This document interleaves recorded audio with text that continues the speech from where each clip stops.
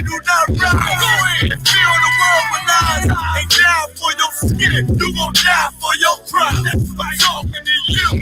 So war for your life. Your life try to destroy my people. You gotta pay the price, nigga. You gotta hear, let them hear. Till the devils let the endings deal. Slaughter, yeah, slaughter, yeah. Now they shook from vicious words out this handed book. About to take these rappers back to school. My flow sand and hook. They crossed the line, ain't no coming back. You became no cowards. The only thing sweet is the honey check. Righteous is the Lord. Give me rest from my sorrow. And hand down death for them devils. There's no tomorrow. Why? Cause they violence leave a man a stiff corpse. You see a flag in a bench, I see horns in a pitchfork. So please believe it, the white man is a demon, and I ain't gon' vote with him to free me. They beat us till we, they call the purple, that's why this knife till they broke like ceiling. You got this nigga on his knees, they wanna have peace. We screaming, let this bitch burn at 1,000 degrees. I'm laying in the bosom of revenge. I told her I'd do anything she please as I squeeze on the double D's. Fuck you mean? I'm talking to you. Slaughter, yeah, slaughter, yeah, slaughter, yeah, slaughter, yeah, slaughter, yeah, slaughter, yeah, slaughter. That they do not rise. Go ahead and feel the world with eyes. Ain't down for your skin, you gon' die for your pride. That's why I'm talking to you. So war for your life. Your life try to destroy my people. You gotta pay the price, nigga.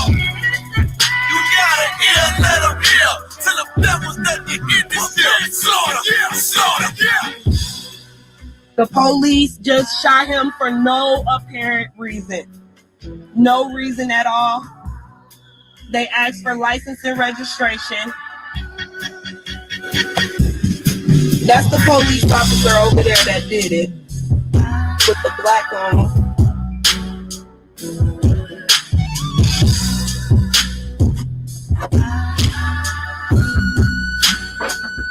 I can't really do shit because they got me handcuffed. I can't believe they just did this. I'm fucking back!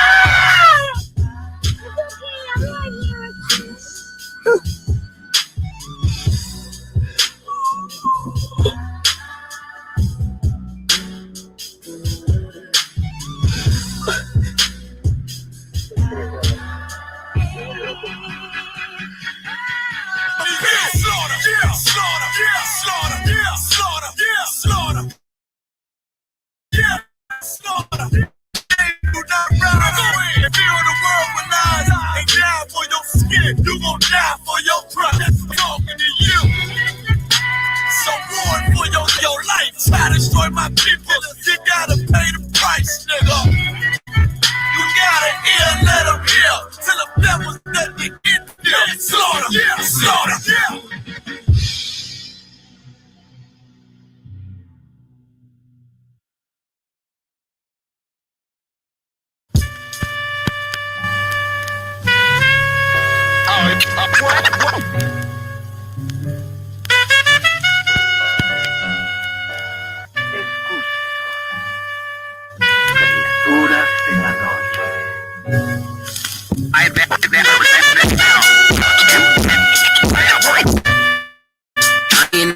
Meet the devil. Angels fell and landed in the ghetto.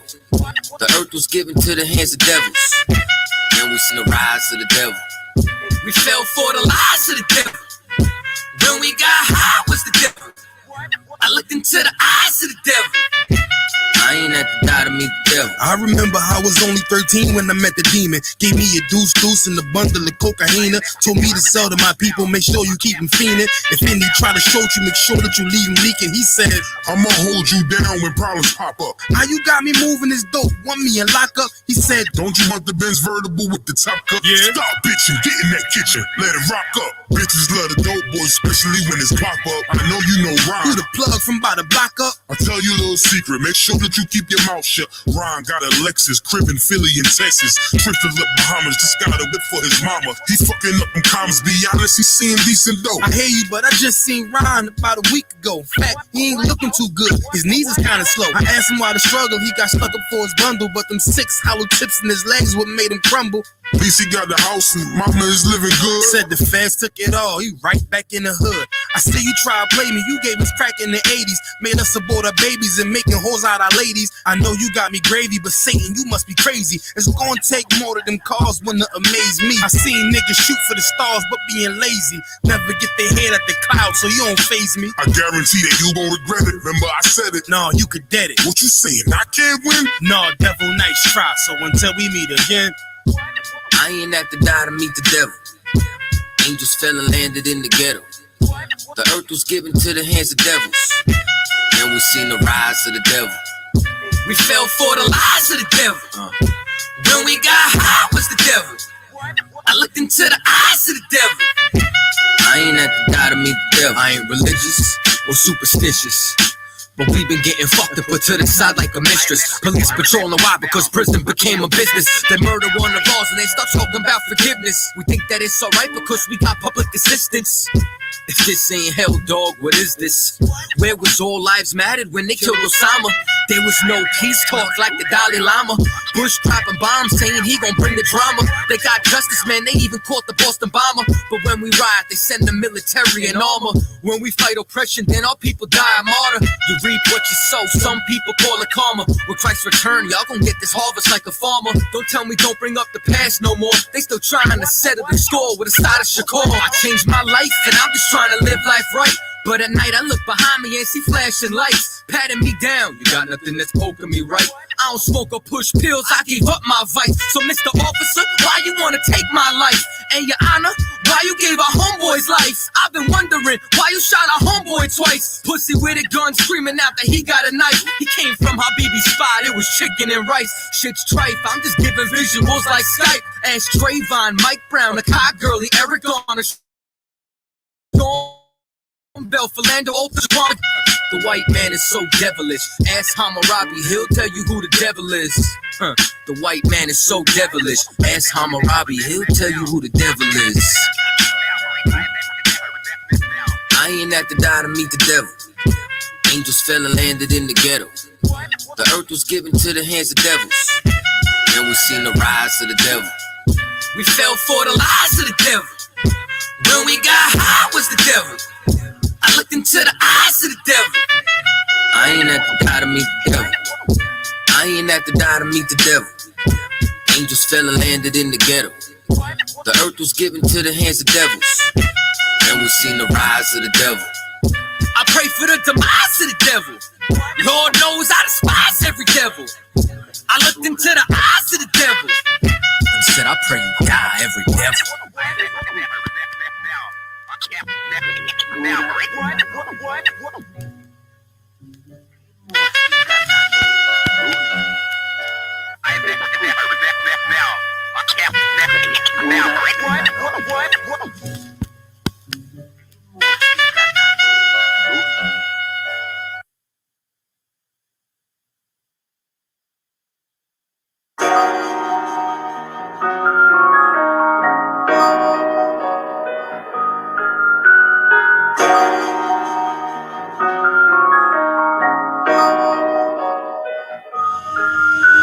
Warrior with the hands, that's what I'm all about. Hunger in my eyes, vengeance in my mouth. You don't want no altercation. Situation gon' get critical. It's best that you be easy. The end don't be critical. Look, flow like a river. It's something like a miracle. Royalty in my veins, loyalty in my ways. Pay back in every breath, plus revenge in my heart. The truth in every word. Bring light into the dark, and I ain't never lukewarm. Shit, I blazing in the season. Got plenty food for thought, just gotta watch who I'm feeding. Now they walking with them angels, so I guess I got this pistol for no reason. Niggas barely breathing, criticizing all my achievements.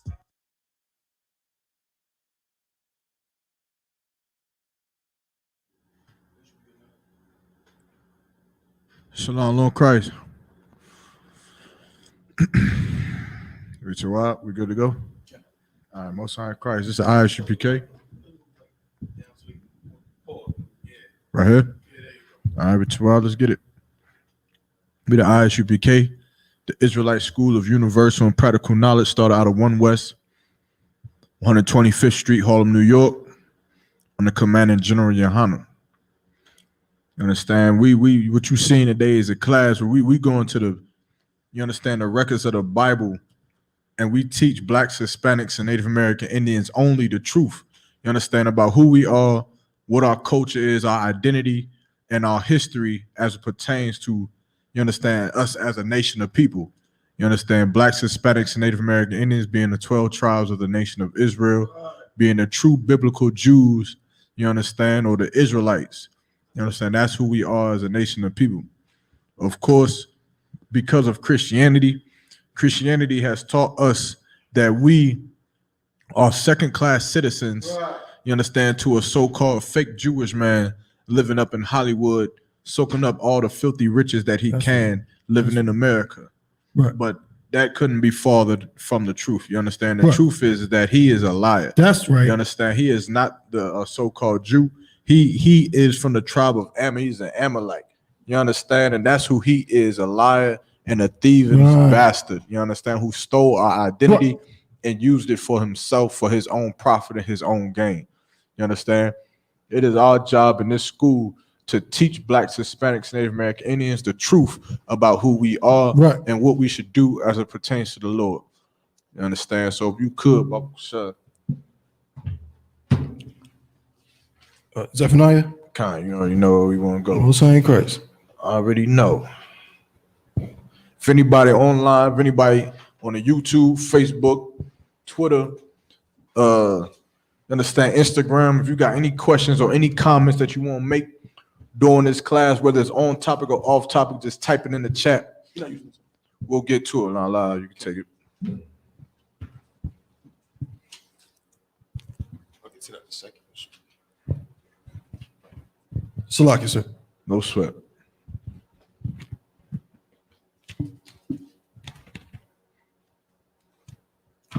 This is the book of Zephaniah, chapter 2 and verse 1. Gather yourselves together. Yea, gather together, O nation not desired. Gather yourselves together, O nation not desired. This is a commandment from the Lord, man. That's right. This is an order from the Lord for blacks, Hispanics, and Native American Indians to come back together. You understand? Because for so long, we've thought that the only way to get to know God is that we had to love everybody. You understand? And what has that gotten black people? What has that gotten Hispanic people, Native American Indian people? That the only way to know God is to love everybody. You understand what you got? If I may, it's gotten us killed and raped and robbed even more than, you know what I'm saying, damn near during slavery. Right. You understand? It's only gotten us killed. Why? Because if we love every goddamn body, then every goddamn body has access to us. You understand? But the truth is that the same people who we being taught to love has no love for us. That's right. You understand? They don't love us. They don't have, like, you think about it like this. Black people run around here and it kills me to this day.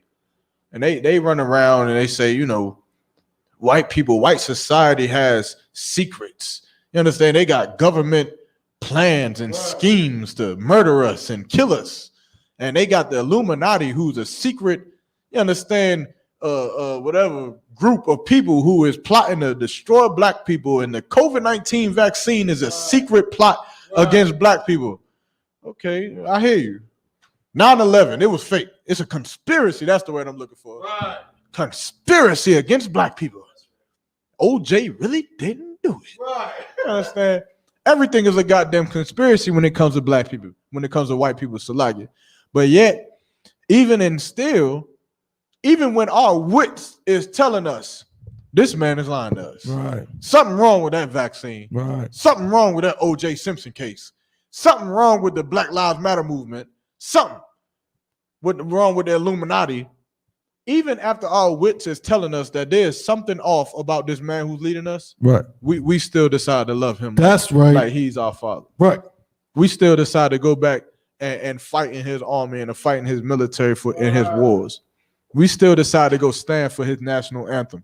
You understand? Even though the nation that we standing for is the same nation that you believe is out to get you. You understand? That is something, that was an idea that it never made sense to me. It never made sense to me. But of course, you being a Christian and us being Christians in the Christian church, of course, it makes sense to us. Right. Because Christianity teaches us that it doesn't matter how much they kill us. It doesn't matter how much they slaughter us in the street, how many times they sold us and separated our families from each other, how many times they used us for alligator bait in the banks of Louisiana. Right. You understand? It don't matter how many times they burned us at the stake. Right.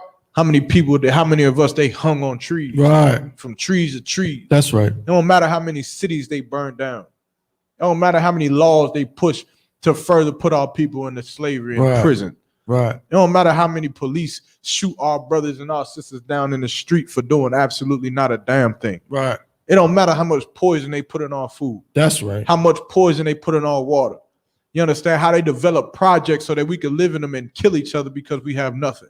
It don't matter. None of the schemes or devices or plans or tactics or wicked practices that they have against us, Christianity will somehow still get us to still love them. To somehow get us to still want to run back to the white man for help. That's right. For assistance, for guidance, and everything that we do. Damn right. You understand? And under Commander Jenny YAHANNA, we breeding up new men so that we can lead Blacks, Hispanics, and Native American Indians, and we don't have to love our oppressor no more. That's right. You understand? Because our oppressor has not no love for us. Damn right. You understand? So now is the time. You understand that Blacks, Hispanics, and Native American Indians should start to get back together, man. To start to gather together. Right. And I don't mean, you understand, don't get it twisted. I don't mean no Black Lives Matter movement or no nonsense like that.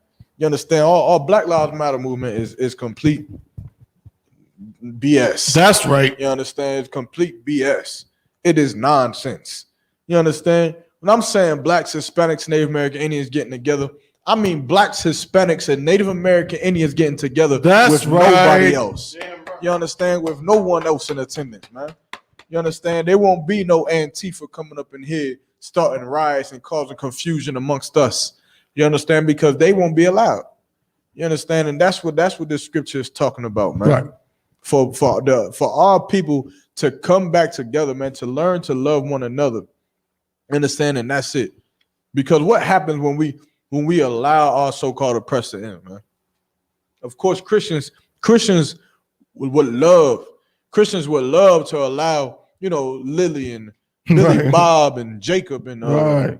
Mr. William Baker and all of these white people. And, that's right. You understand? Asian Zing Zong and right. Jackie Chan and whoever the hell else. Right. We'd love to allow them into our Christian churches. We love to allow them into our congregation, into our households, into our parties. We love to allow heathens to dwell amongst us. Right. But what is the problem that occurs when we allow our oppressor to dwell amongst us? When you allow that white boy to go to your school, when you allow that white boy to go to your church, right? What is the problem with allowing heathens to dwell amongst us? You understand? Tabawan. Salaki, I mean, I'm sure you don't break it down a certain way, but I mean, just on the surface, we let them come into our churches and they shoot us for real, like straight up murder people. They kill us. Right. Understand that we bring them into our churches and then you out here wondering why Dylan Storm Roof is getting Burger King. Right. That's what happens. You understand? You put your head down to pray with this beast and he shows you just exactly how much of a beast he is, man. And he murders you in your own church. You understand? That should be enough. That's right. That should be enough. Right. Do you understand? And we're going to touch into this topic a little bit more, right? But here's something that I want y'all to really think about, right? When it comes to our oppressor and our oppressor being the so-called white man, our oppressor has no shame in anything that he does. Right. None. You understand? No shame whatsoever. That's right. Right? White people walk around today and white people walk proudly amongst their slaves. They walk proudly amongst Blacks, Hispanics, and Native American Indians, knowing that what they did to them is murder, rape, lie, thievery. You understand? All kinds of atrocities they committed to us. And yet they walk around the children of the slaves as if nothing happened. They walk proud. Now, let me show you how much of a wicked bastard this so-called white man is, right? How did Middle Easterns walk after 9/11 in America? How did they walk in America after 9/11 happened?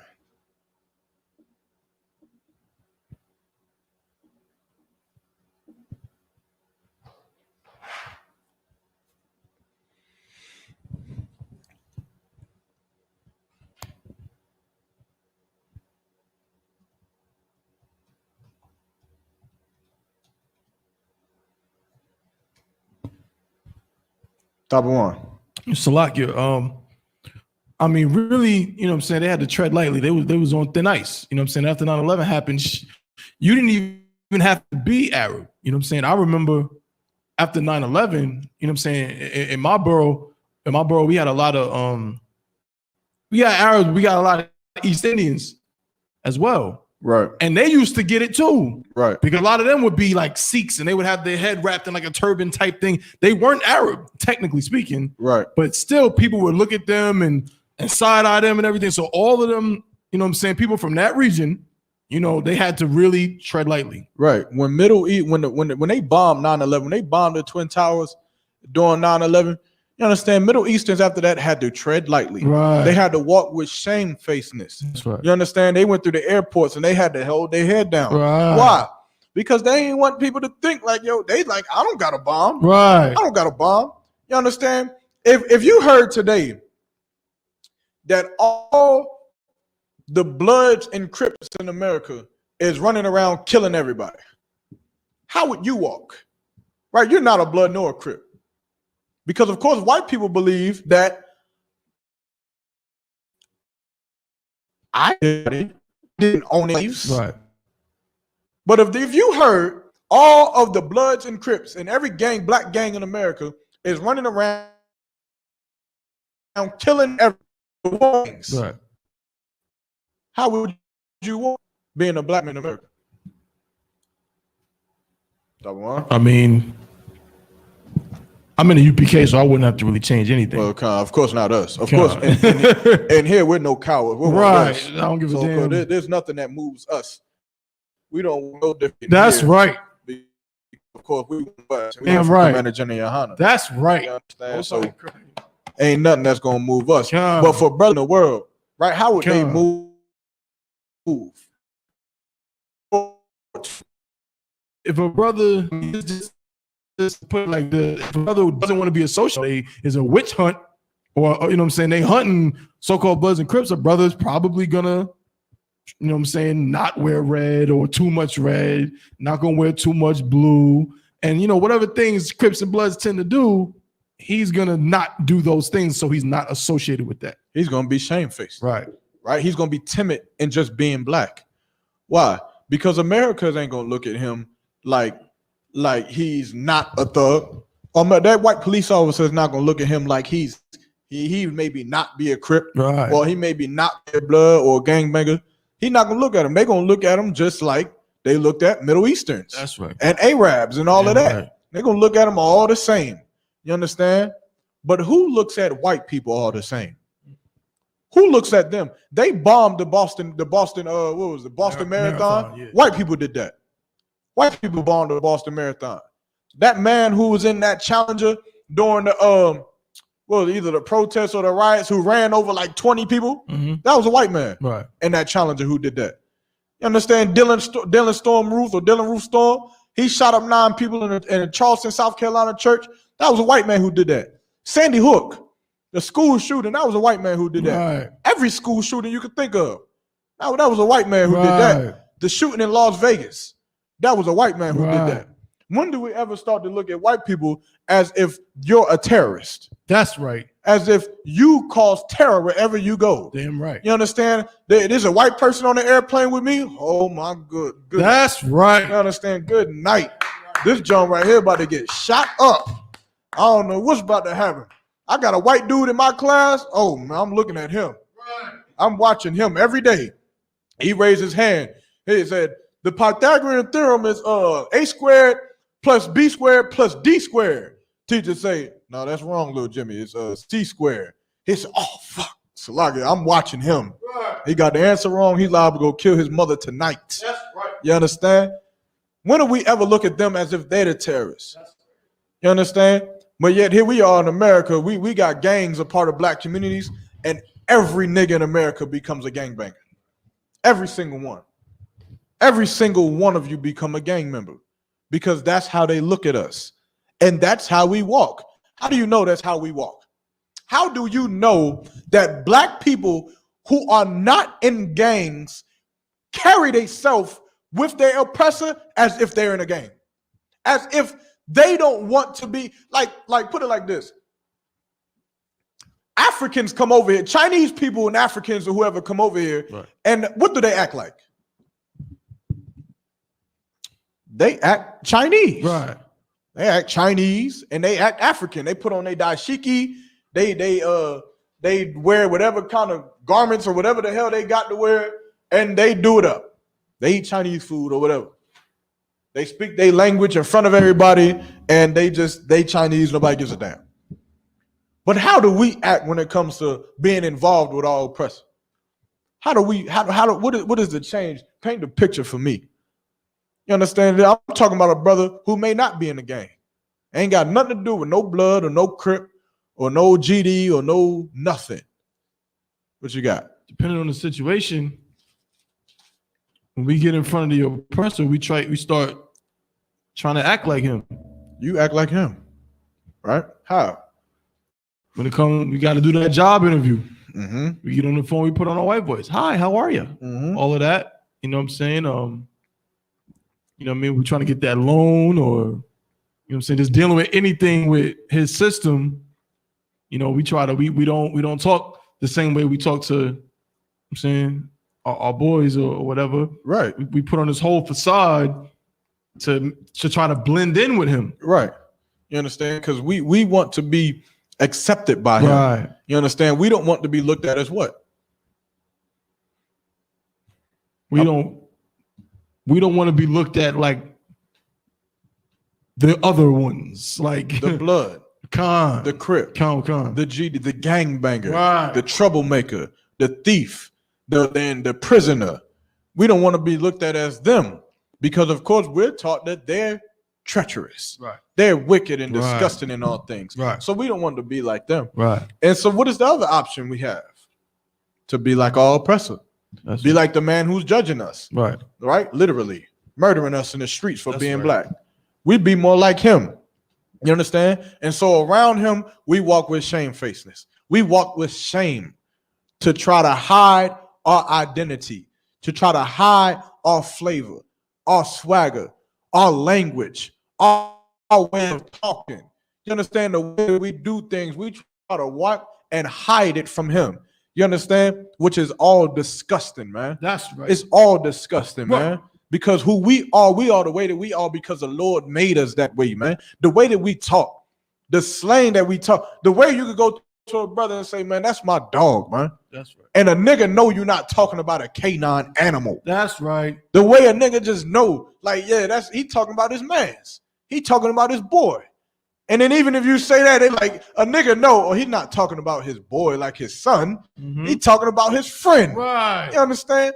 We're all oppressors don't understand that. That's right. So they don't want that in their work, you understand, environment. That's right. They don't want that in their America. You understand? I go to a school now where it's terrible. You understand? I'm playing on a team with a coach. He won't even allow us to use foul language. You understand? Yeah, I'm serious, man. This is the most Edomitis BS crap I've ever seen in my life. You know, you should hear the pep talks before the games. The coach come out there, his old white devilish tail. He come out there, he's like, you know what? I see this other team. It's a fight, and it's a boxing match, and you guys are gonna mother bumping, go in there, and you're gonna throw a blow, and they're gonna throw a blow, and then you're gonna throw another blow. Now who's with me? And I'm like, brother, good. I'm like, I'm not with you. I'm not with you on that. Right. I feel bad. Look, I need to go to Central or Shaw or A&T. I need to go somewhere the hell else to be with my people, man, because God damn. I'm sitting there listening. I'm like, you just made me not want to play football ever again. I don't even think I want to play a sport after that. We're going to mother bump and flip them upside down and We're gonna hit them hard every time. No, you think I'm lying? You think I'm lying? Yeah, I'm in the truth, and there's niggas in the world on the team who is like petrified at this nigga's speeches because he's like, "What are you talking about? You got a team full of niggas, Right? You got a team full of niggas who come from the hood, from the ghettos." And your way of firing them up is to not use curse words and to say mother bump. Right. Nigga, I don't know who the hell you talking. We gonna have to have our own separated. After his speech, we gotta go to the side. Somebody else gonna have to take over for a second, because you understand? But that should just show you how different we are from them. That's right. But because of our shame for being who we are, we try to act more like them rather so than acting like who we are. That's right. Rather so than acting like ourself. You understand? Like how niggas act. You understand? And when I say that, I don't mean go out here and just be all wild and be gangbanging and killing each other. You understand? But that we have professionalism in our ways. You understand? And how we are, how we deal with one another. You understand? And that's what we have to get back to, man. We have to stop trying to live our lives, man, for our so-called oppressor, because our oppressor don't have no love, no idea, no culture, no history, or no nothing for blacks, Hispanics, and Native Americans. That's right. Man. He ain't got nothing for us, man, You're and right. it shows every single day. Every single day it shows. You understand? Where we at? Let's do Zephaniah 2:1. Con, could you read that one more time? We in that. God. If anybody got any questions or chats in the comments, just type it in the chat. We'll get to it. The book of Zephaniah, chapter 2 and verse 1. Gather yourselves together, yea, gather together, O nation not desired. Verse 2, before the decree bring forth, before the day pass as the chaff, before the fierce anger of the Lord come upon you, before the day of the Lord's anger come upon you. Before the day of the Lord's anger come upon you, man. And we all talking about the last days. Right. You understand? We in the last days, and right now it's time for us to get back together, man. That's right. Under Commander General YAHANNA That's and the right. I.S.U.P.K. That's the only way. You understand? Let's drop that, right? Let's see. Let's go to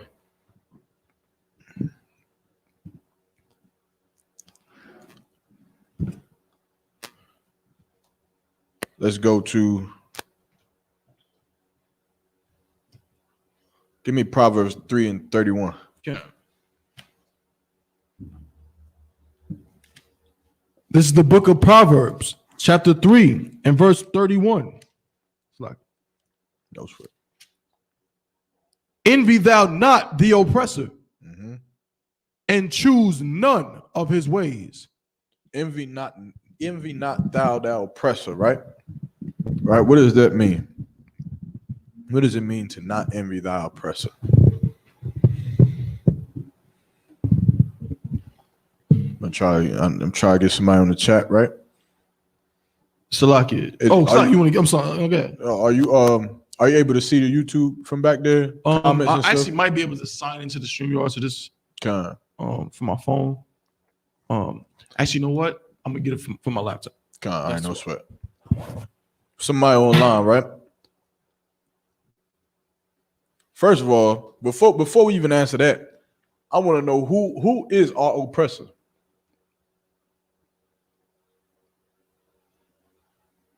Who is our oppressor?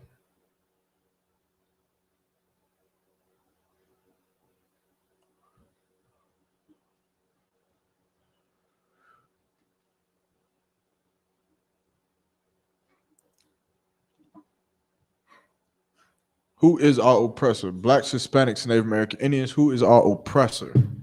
Right? That's the question. Let's type it in the chat. If you want to take a shot, if you don't know, no sweat. I'm going to take a drink while I wait.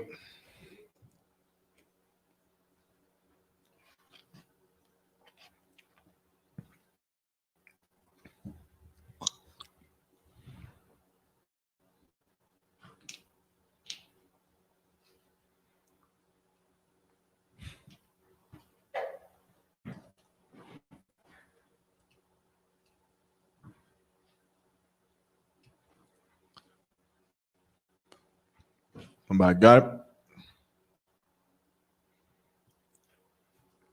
Who is our oppressor here in America?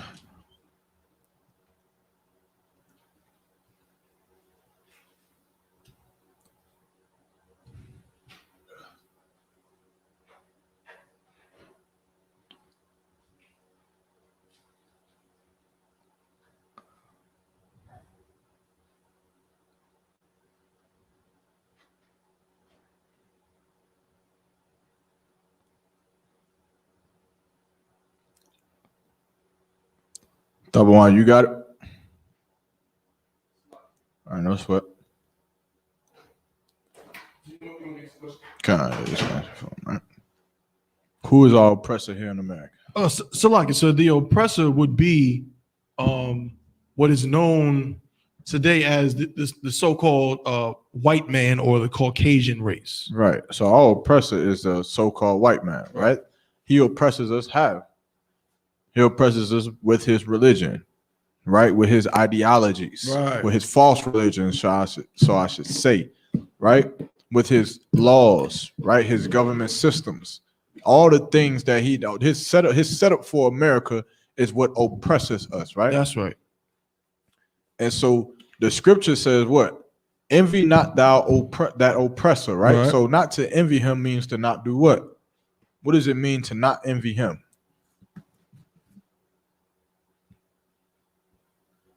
What does it mean to not envy thou oppressor?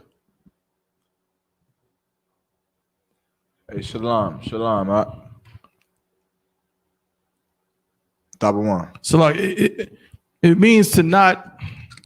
Okay, I want to say it right because I don't want to say not to want what he has because a white man can have a nice house. Does that mean that it's wrong to want a nice house? No.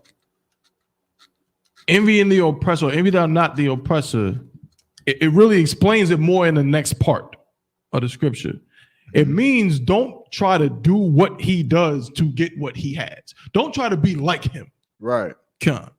You understand? Don't like what the brother said. There is nothing wrong with, you understand? Like you see somebody driving a nice Corvette or a nice car, and then you say, you understand? Like, yeah, I wish I had a nice car or something like that. You understand? Like the definition of envy is like a feeling of, you understand, resentfulness, right? Or longing, right? Because of somebody else's possessions, right? Or qualities, right? So to envy somebody, you have to look at what that person is, right? And what he does. Like if somebody got rich, right? And everybody knew that he got rich because he was a lying, scheming, selfish, hatred bastard, no one would envy him because no one would give a damn about how he got money.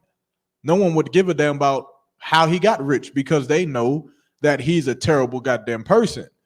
You understand? That is the same way that we got to look at our oppressor, because our oppressor is a lying, scheming, you understand, just terrible person that is on this earth that has destroyed blacks, Hispanics, Native American Indians so that he could get rich. You understand? And so what this scripture is saying, read that again one more time. Con, this is the book of Proverbs, chapter 3 and verse 31. Envy thou not the oppressor, and choose none of his ways. And choose none of his ways. You understand? Like don't go out and lie and thieve, you understand, to get what you want. Don't go out and murder nations, you understand, and push false religions on nations of people so that you could get what you want. You understand? Don't submit yourself to Christianity. Right. Don't stand for the national anthem. Right. Don't go bald and put on a pinstripe suit. That's right. and go and shuck and jive for the so-called white man to be like him. Right. You understand? Like don't give up who you are. That's right. As blacks, Hispanics, and Native American Indians to get what he has. That's right. You understand? Don't envy your oppressor. To hell with how he got what he got. You understand? You get what you get your way. That's right. You understand? You continue to be black, or you continue to be Hispanic or Native American Indian. but don't be white. That's right. You understand? Don't be Jacob Lewis or Donald Trump because you think that being like Donald Trump is the only way to get money, the only way to be successful in America. Don't choose his ways, man. That's right. You understand? Don't go to that Christmas party at your job. Don't go to it. Don't go to that Thanksgiving dinner at your job that your job is holding. Don't go to it because you think you're going to speak to the manager. That's right. The district manager. You're going to get a raise because the district manager going to be there. Don't go there, man. Because if you go there, you will be aligning yourself with no pay, being with the people that has murdered and slaughtered and enslaved your people for nothing. That's right. You'll be in there for no reason. Damn right. You understand? Eating crumpets and cakes and mini hot dogs for no damn reason. You ain't getting paid to be up in there. You eating crackers with coleslaw on it. With no damn reason of being up in there, man. Drinking sparkling grape juice. For what? You ain't got your best suit on. For what? This is the suit you wore to the funeral somewhere. Right. You got it on thinking it's a tuxedo. You're dumb. You're Salakia. You're an idiot. Right. That's right. You're a goddamn idiot. But that's what we do, being Black, Hispanic, and Native American Indians, man. We envy our oppressor, man. We want what he want. We want to be like him, so we get like he. We want to be the wolf on Wall Street. Right. That's what we want to do. You understand? Don't let them have their ways, man. Read that again. This is the book of Proverbs, chapter 3 and verse 31. Envy thou not the oppressor, and choose none of his ways. And choose none of his ways, man. Don't choose none of his ways, man. Let the oppressor do what he do. Let him reign and have his heaven and have America and whatever else, and let him live. You understand? And do whatever the hell he want to do with, because he is. Read the next part. Salakia. Verse 32. For the froward is abomination to the Lord. For the froward is abomination unto the Lord. What does froward mean, man? What does it mean to be froward?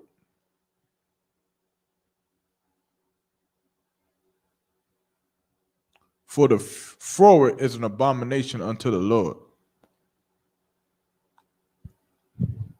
So like it, I got it right here, sir. Con, what you got? The definition of froward is an adjective. It says of a person difficult to deal with, contrary. Right. So difficult to deal with or contrary, right? So that is what it means to be froward, right? Read it again. For the froward is abomination to the Most High. So break it down. The froward is an abomination to the Most High. We just read that froward is someone who is difficult to deal with.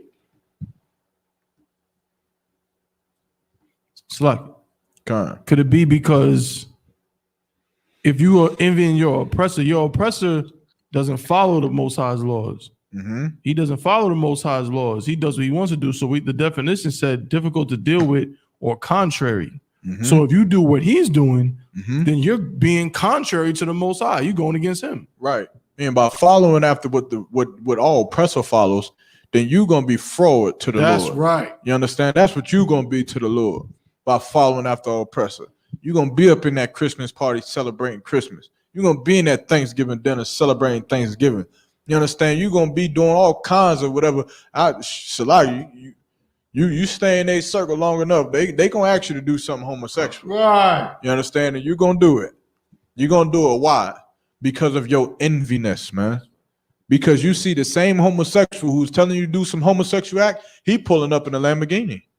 He's pulling up in a Lamborghini coming to take your behind, Salakia. And you want that Lamborghini. And you know what he's gonna tell you? He's gonna tell you, well, if you do this, I'm gonna make you a star. If you do this, you're surely gonna be the head CEO of the company. If you do this, you'll be my assistant. And because of your weakness, man, because of your lust and your enviness, you'll go and you'll do whatever the hell he tell you to do. You understand? Don't be fraud unto the Lord, man. You should stand with the Lord, man, and not be an abomination unto him, man. To hell with what our oppressor got for us, man. You understand? Because all he got is wickedness, man, and the destruction of the nation of Israel, man. You understand? Read it, keep going. Yeah.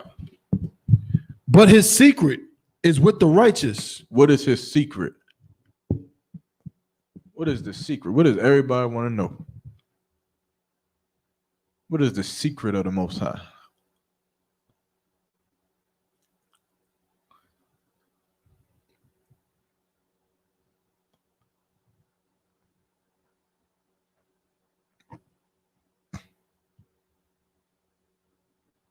What does everybody want to know?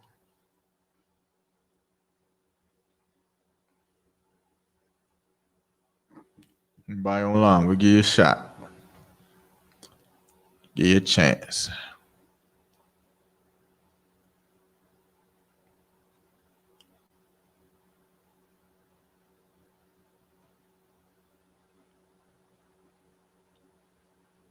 Let me check.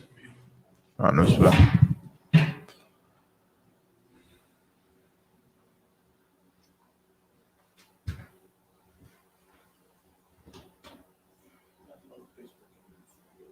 No sweat.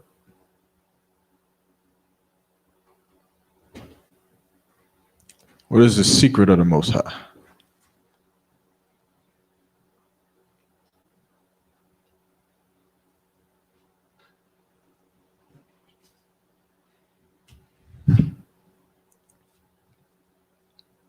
Read it from the top. Yeah. So from 31. Yeah. The book of Proverbs, chapter 3 and verse 31. Mm-hmm. Envy thou not the oppressor, and choose none of his ways. Verse 32. For the froward is abomination to the Lord, but his secret is with the righteous. But his secret is with the righteous. What does that mean? Who is the righteous in today? Who today would be the righteous? That one.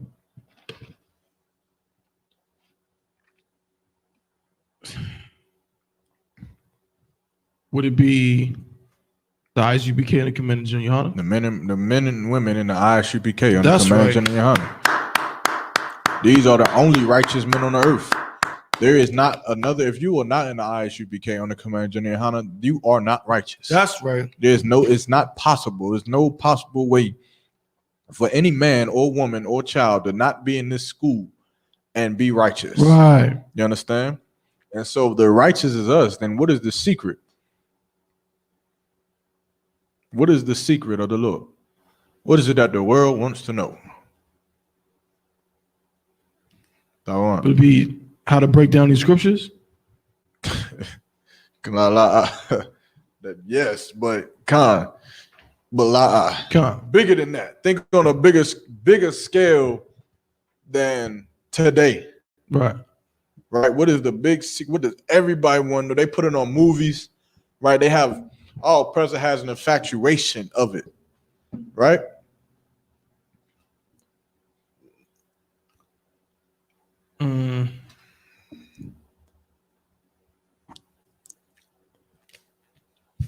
Think about it, right? Yeah. Go ahead. Try it. Take a shot. There's a lot. I mean, basically anything to do with the Most High is a secret to them. Mm-hmm. They want to know, is he real? You know what I'm saying? All that. But, you know, people want to know how the world's going to end. Right. Right. That's on it, right? They want to know, how does it end, right? They starting to realize that, well, Jesus is black. Wow, okay. So the Jews are black. So the Jewish man is lying. Right. Well, if the Jewish man is lying and the black niggas in the ghetto are the God's chosen people, right, and we're the wicked, then what is our fate? They want to know the secret, which is why what? It's why every Christian church pushes that all people would be saved. Right. It's why they push that everybody would be saved. But in here, we know what? We know that you're the oppressor. That's right. We know that you're the devil that the Bible speaks of.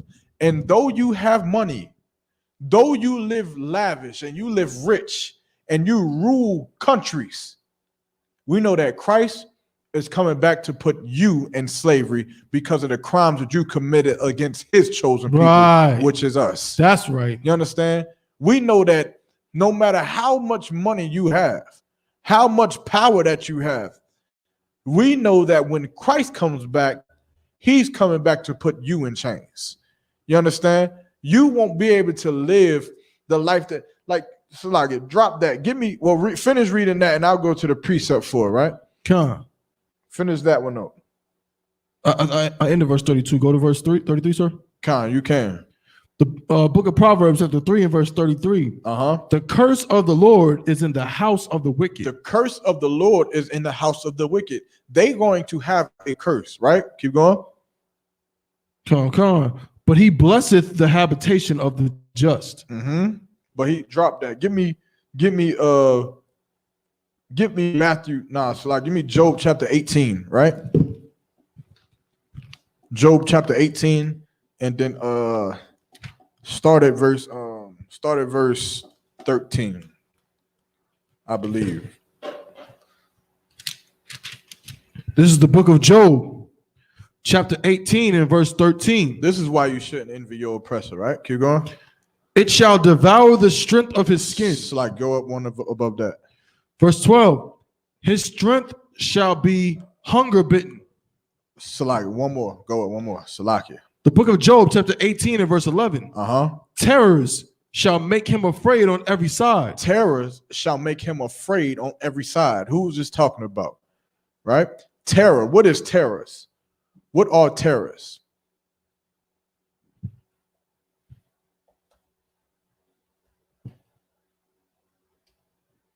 What is a terror?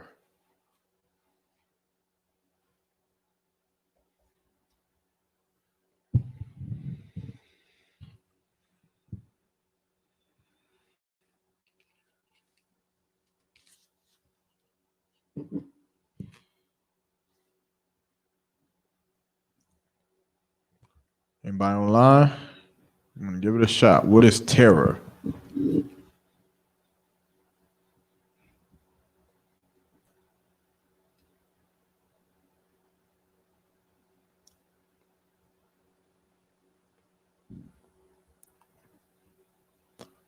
No sweat. For time's sake, I'll give it to you. Terror is, how would you explain it? Like a great destruction, right? When you think of terror, you think of terrorist, right? So what is the terror that is happening in America?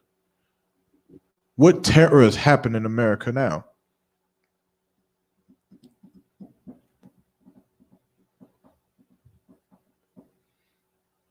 What terror is happening? COVID-19. COVID-19 is a terror, right? 9/11 is a terror. Right. The Boston bombing is a terror. The shooting in Las Vegas is a terror. Sandy Hook is a terror. The school shootings are terrors. These are terrors that are happening, you understand, right now. And it says, terror shall make him afraid on every side. Keep going. Counsel. Terror shall make him afraid on every side. And shall drive him to his feet. And shall drive him to his feet. Keep going. Verse 12. His strength shall be hunger bitten. His strength shall be hunger bitten. Meaning all the strength that our oppressor has had, he's going to be starving for more. Right. Because he won't have it no more. Right? Keep going. And destruction shall be ready at his side. And destruction shall be ready at his side. This is what's going to come of the so-called all-present. This is what's happening right now. Right. Destruction shall be ready at his side. COVID-19 is sitting right there. It's ready. You understand? Those nuclear bombs is sitting right there. Right. And they're ready. They're ready at the push of a button. They're ready to come and give destruction to the earth. That's right. You understand? And destruction shall be ready at his side. Keep going. Come on. Verse 13. It shall devour the strength of his skin. It shall devour the strength of his skin. When you think of your skin, think of somebody, think of like the scales on a fish or something like that. Like the you understand, the skin is something that's tough, right? So like something that's tough, right? Read it again. Slacky, verse 13. It shall devour the strength of his skin. It shall devour the strength of his skin, man. You understand? Keep going. Even the firstborn of death shall Slacky, keep going. Shall devour his strength. Even the firstborn of death shall devour his strength. Who is the firstborn of death?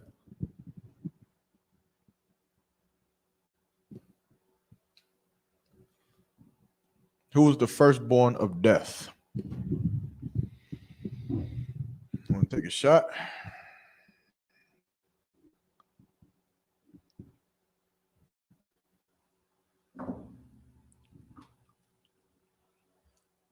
The firstborn of death is our so-called oppressor, right? It's the white man. The firstborn of death. Read it again. Come. Even the firstborn of death shall devour his strength. The firstborn of our oppressor is going to devour his strength. Why? Why is the firstborn of our oppressor going to devour his strength? His own son.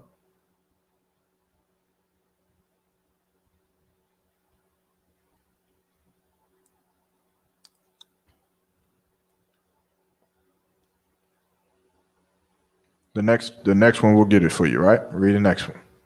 Verse 14. His confidence shall be rooted out of his tabernacle. What is a tabernacle? A house. A house. His confidence shall be rooted out of his tabernacle. Who is confident in America? Who is the most confident in America? Right? The most patriotic. Those young white boys. Right. You understand? They're born into families, and those white boys are bred to be patriotic in America. Right. And they grow up and they say, you know what? I'm going to go to the military and I'm going to go get a USAM whatever tattoo on me and Semper Fi Phil till I die tattoo on me. And they ready to go to war. They're ready to fight. They're ready to go and kill and murder. You understand? It's not the elderly of the so-called white. They're not murdering nobody. They're dying. They're old. It's not the young. It's not the young white boys. They're still playing with black people as if they're friends. But the young, I mean, those sons, you understand, those sons that will be sent, you understand, that are sent to the Middle East to go fight. Right. Those sons that are sent to Korea to go fight, those sons are going to take the strength away from America. Right? Keep going. Come. Slack you. Verse 14, his confidence shall be rooted out of his tabernacle, and it shall bring him to the king of terrors. And who is the king of terrors? The Most High? The Most High is the king of terrors. The way that they treat blacks, Hispanics, Native American Indians is going to bring them to the king of terrors. You understand? These so-called all oppressor, these so-called white boys, they are living the life that they live, but they don't understand what is beheld of them, man. They don't understand that what is going to become of them is that they are going to bring destruction on their self. You understand? Like they are so patriotic. Like, how many movies have you seen where it's America versus somebody else? And the white boys in the military is like, man, we should just go over there and kill all of them. Right. Let's just go over there and kill all the Germans. Let's kill all the Vietnamese. Let's kill all the Chinese scumbags. Let's kill all of them. That's what they're doing. You understand? And them being that way is going to bring them to the king of terrors, man, right, which is the Most High. Keep going. Come. Verse 15. It shall dwell in his tabernacle. Because it is none of his. Brimstone shall be scattered upon his habitation. Meaning destruction is going to come to America, man. It's going to be destroyed, and brimstone going to be scattered amongst this place. Keep going. Verse 16, his roots shall be dried up beneath, and above shall his branch be cut off. His roots shall be dried up from beneath. You understand? Meaning his heritage, everything that he taught, everything that he set the soil in this earth shall be dried up. It won't be no more. You understand? And above shall his branch be cut off, meaning his lineage is going to end. Right. You understand? There'll be no more for our oppressor. No, it'll be the end of it. Keep going. Verse 17. His remembrance shall perish from the earth. You won't remember them. You understand? Like the scriptures say, you're looking like you'll look from afar and you'll say, is this the man?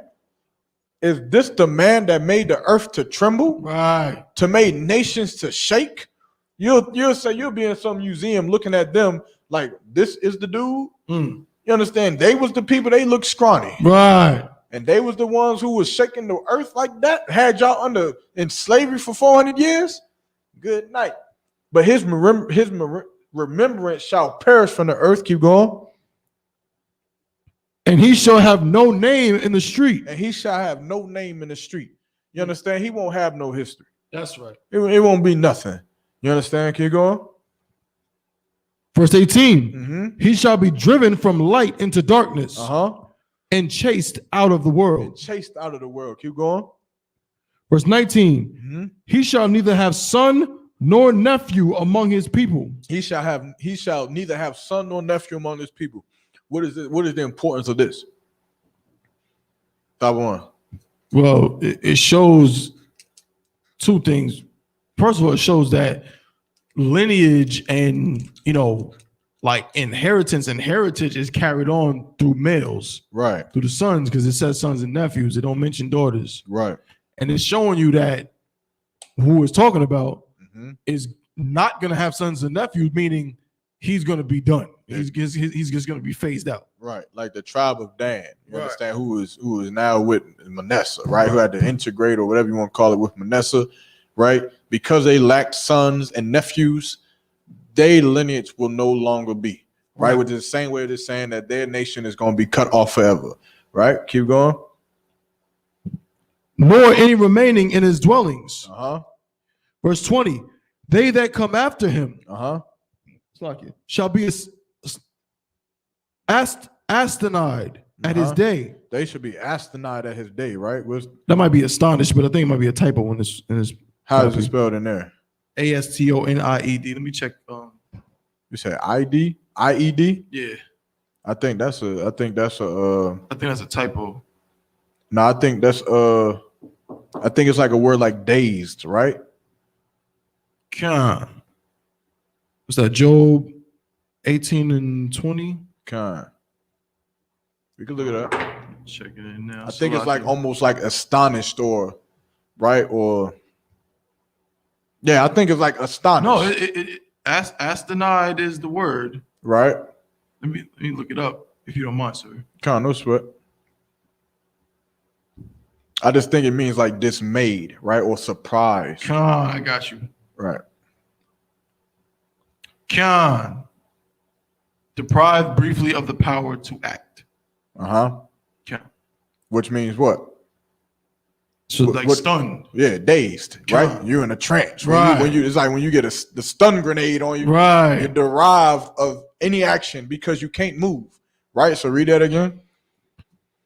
Verse 20. They that come after him shall be astonished at his day. So they'll be stunned at his day. Meaning you'll look at this thing, this man, and they'll say, yeah, this was the man ruling the greatest nation to ever rule on the face of the planet. And they'll say,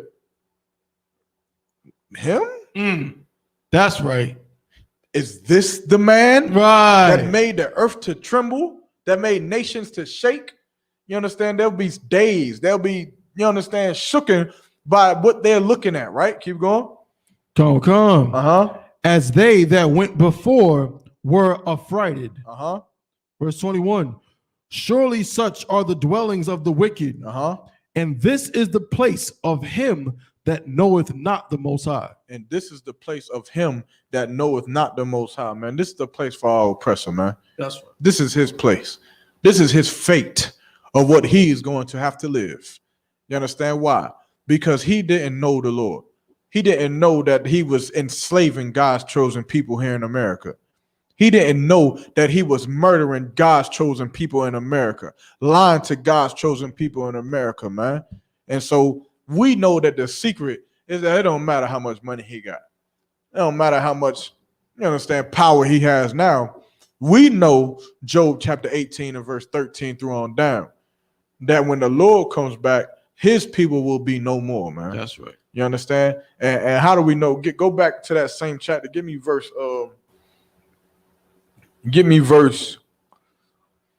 In still in Job? Con. I just want to get so we know exactly who this is talking about, right?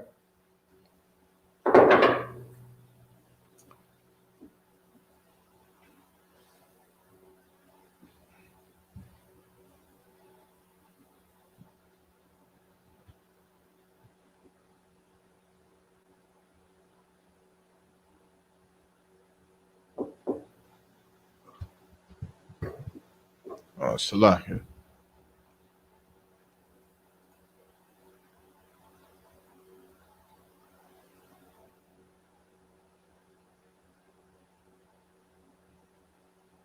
Go to verse 5.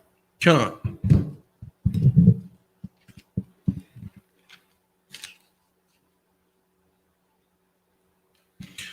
The book of Job, chapter 8, slide. The book of Job, chapter 18 and verse 5. Mm-hmm. Yea, the light of the wicked shall be put out. Mm-hmm. So who is the wicked, right? Go to Job 9 and 24.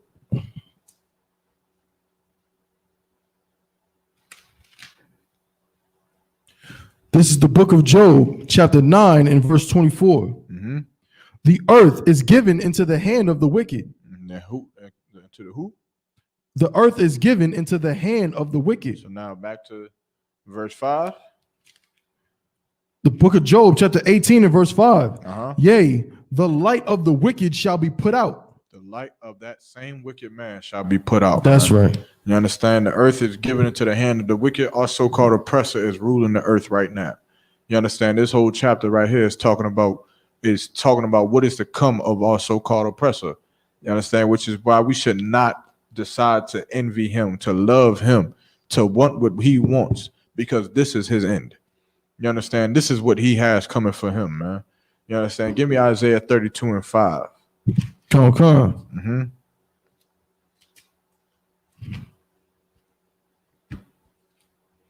Isaiah 32 and 5. Con. This is the book of Isaiah, chapter 32 and verse 5. The vile person shall be no more called liberal. The vile person shall be no more called liberal, man. Everybody looking up to Joe Biden because it's Right. Everybody looking up Kamala Harris and whoever the hell else you looking up to that's vile as hell, man. You understand? Joe Biden and Kamala Harris is no different than Donald Trump and whoever the hell else was running with him. That's right. No damn different. They both slave masters, man. You understand? Both of them. But yeah, we look at them as if they something special, man. They got the same fate as these brothers to water. They got the same fate as these people in Job chapter 18, man. It'll come a day where a vow will be no more, called liberal, man, because they not. You understand? So you shouldn't look up to these people at all. You understand? You should be done with them and going about, right. You understand, loving blacks, Hispanics, and that's right, Indians, man. That's all that should be happening, man. Because our president don't got no love for you, man. You understand? And that's that, right? Get me let's see where we gonna go here. I got some comments on this chat. I'm almost timid to look at it because I almost told myself, I know I'll be getting off topic when I look at these chats. You think I should look at it that one? Sure. I should go to it. All right, we gonna go to the chat, see what they got on here today. Let's see. All right, peer pressure said, "What's up, fellas? Why's everything gotta be about color?" All right. So like somebody else said, "How you mean, bro?" I don't understand your question. You gotta retype that.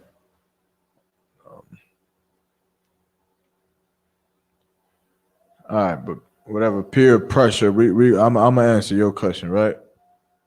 I don't understand your question because I don't think I said anything about color, and everything is not about color. But I'm gonna try to answer your question in the best way that I can, right?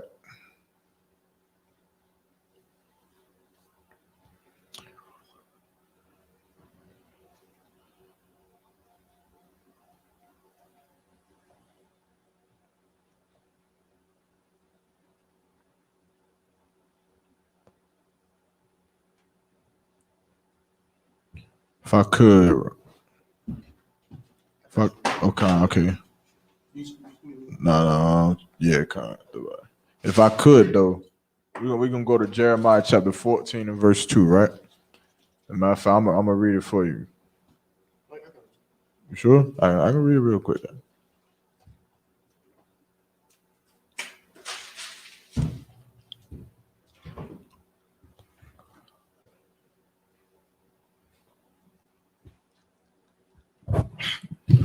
This is the book of Jeremiah, chapter 14 and verse 2. And so the brother, whoever's question was, why does color matter, right? I don't think I said anything about color, but let's say that in the aspect we talking about Christ.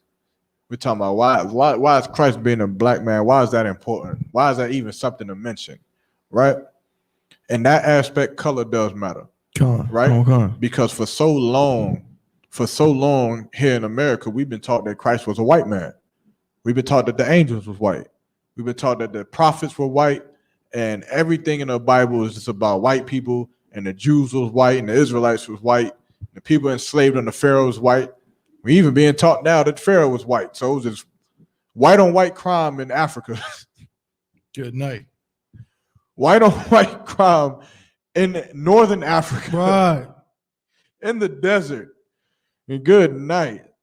Now that has dawned on me how dumb that sounds. Right. The Israelites and Jews are white, and they was enslaved by Pharaoh, who, as they portray in movies today, is white. So everywhere else was African. Shaka Zulu and Kunta Kinte and whoever that Hotel Rwanda, the Hutus and the Tutsis, everybody was dark skinned as hell.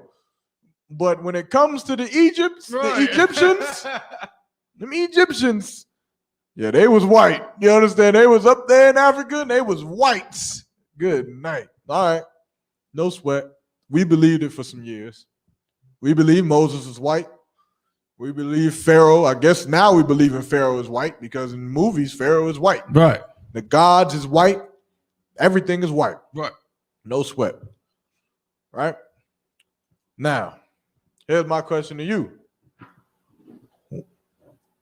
Does it matter if 30 years from now you see a magazine and the magazine title headline says, greatest basketball player still the greatest after 50 years? My years may be off. My count may be off.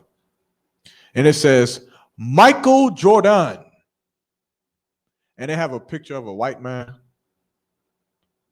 Does it matter to you if it's a white man right there? Same guy, same bald head, same dunk. He's just white. Same shoes, same gold chain, same jersey, same game you remember. Mm-hmm. But he's just a white man. Does it matter if he's white? Should it make a difference? It shouldn't, right? Shouldn't matter if the greatest basketball player to ever walk the face of the goddamn earth is a white man. Right. Shouldn't matter. We should love him anyway. Right? Well, at least that's what you would implying, right? I'll give you a second to answer. If not, we'll answer it for you.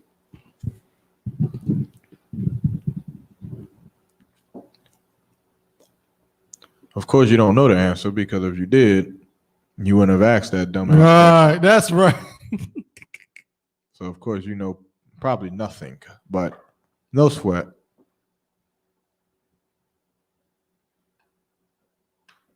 I damn near shouldn't have even taken this question. This question is absolutely dumb and stupid in every way that you could possibly think of a dumb, stupid question. This is one of those. All right, I'll give you one more second to try to answer this question.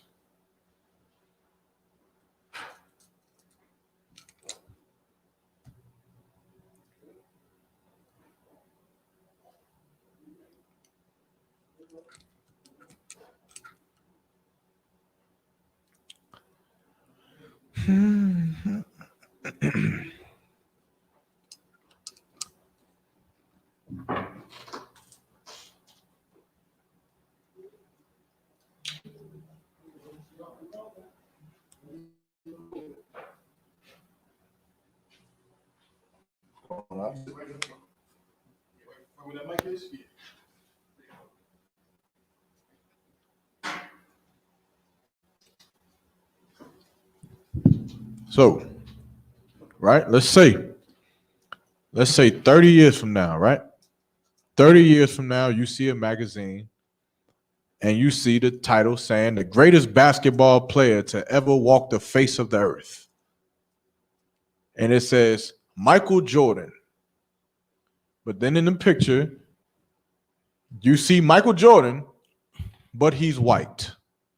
He's a white man in that picture. Does it matter that they changed him to being a white man? Salakia, yes, sir, it does. It matters. Why? Why would it matter that he changed Michael Jordan to being a white man?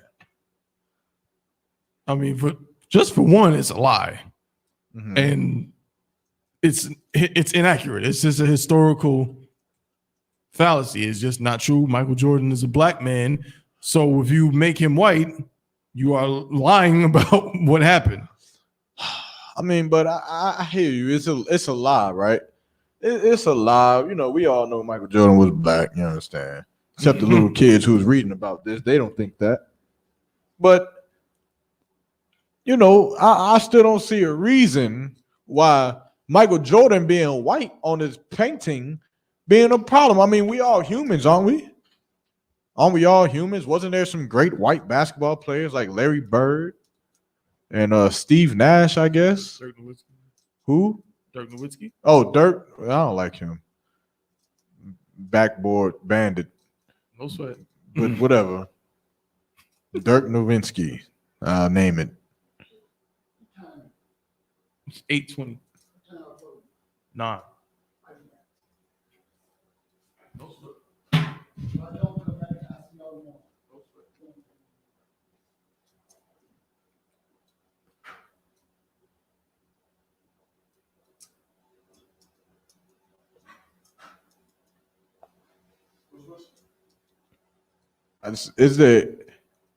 Isn't there white great basketball players?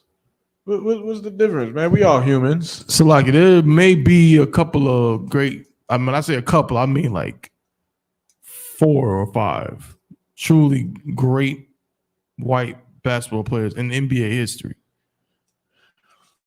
But Michael Jordan is the face of the NBA. Yeah, the logo is an actual white man, Jerry West, but you can't even see his face as a silhouette. Right. Michael Jordan is the greatest basketball player of all time. If you take what he is away from the story, you're changing the narrative in terms of his people and their accomplishments and their contributions to the game. Right. You're close, like you're getting closer to it, right? What is the real importance of Michael Jordan being black? Why is it important to us in America? What you got? Because it shows that we're better than them. It shows that we're better than them. But what else? Like, okay, think about it. Think about it like this. Think about you're a child in the ghetto, right? You're a child in the ghetto and you're black. Mm-hmm. All you've ever known your whole life is that you're nothing but a drug dealer, you're nothing but a thief, you're nothing but a murderer, you're nothing but a gangbanger, you're nothing but a pimp, you're nothing but trash. You're dirt. You've been taught that your whole life. On the south side of Crenshaw, south side of Chicago, right? Baton Rouge, Louisiana. Right, Florida. That's all you've ever been taught. And so why is it important that the greatest basketball player is black? Why is that so dear to us? It's like, do you mean for what it could represent or what it does represent and why situations are how they are right now? What it does represent, whether you're in the truth or not. What does it represent? It represents one of the things, of the few things that black people see that, okay, this is something black people do to get out of the ghetto. Mm-hmm. He's the number one at that thing. He's the number one, right? But what does it mean? Think about what we think of ourselves. Think about what they teach us about ourselves. What does it mean that he's the best and he's black? Remember, basketball is a sport made up by white people. They created it.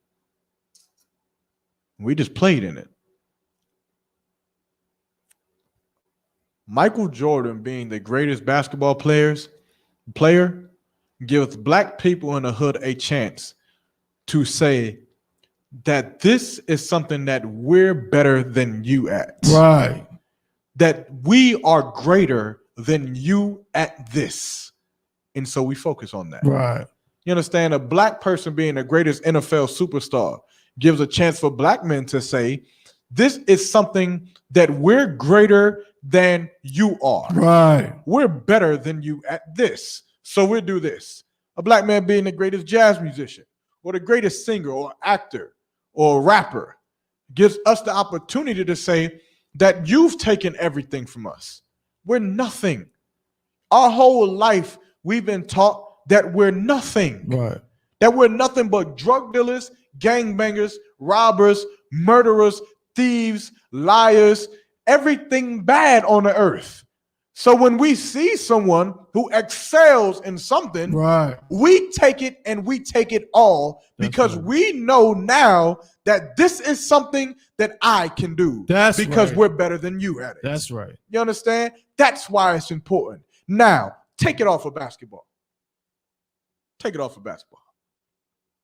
Let's bring it back to Christ. Why does color matter? Why does the color of Christ's skin matter?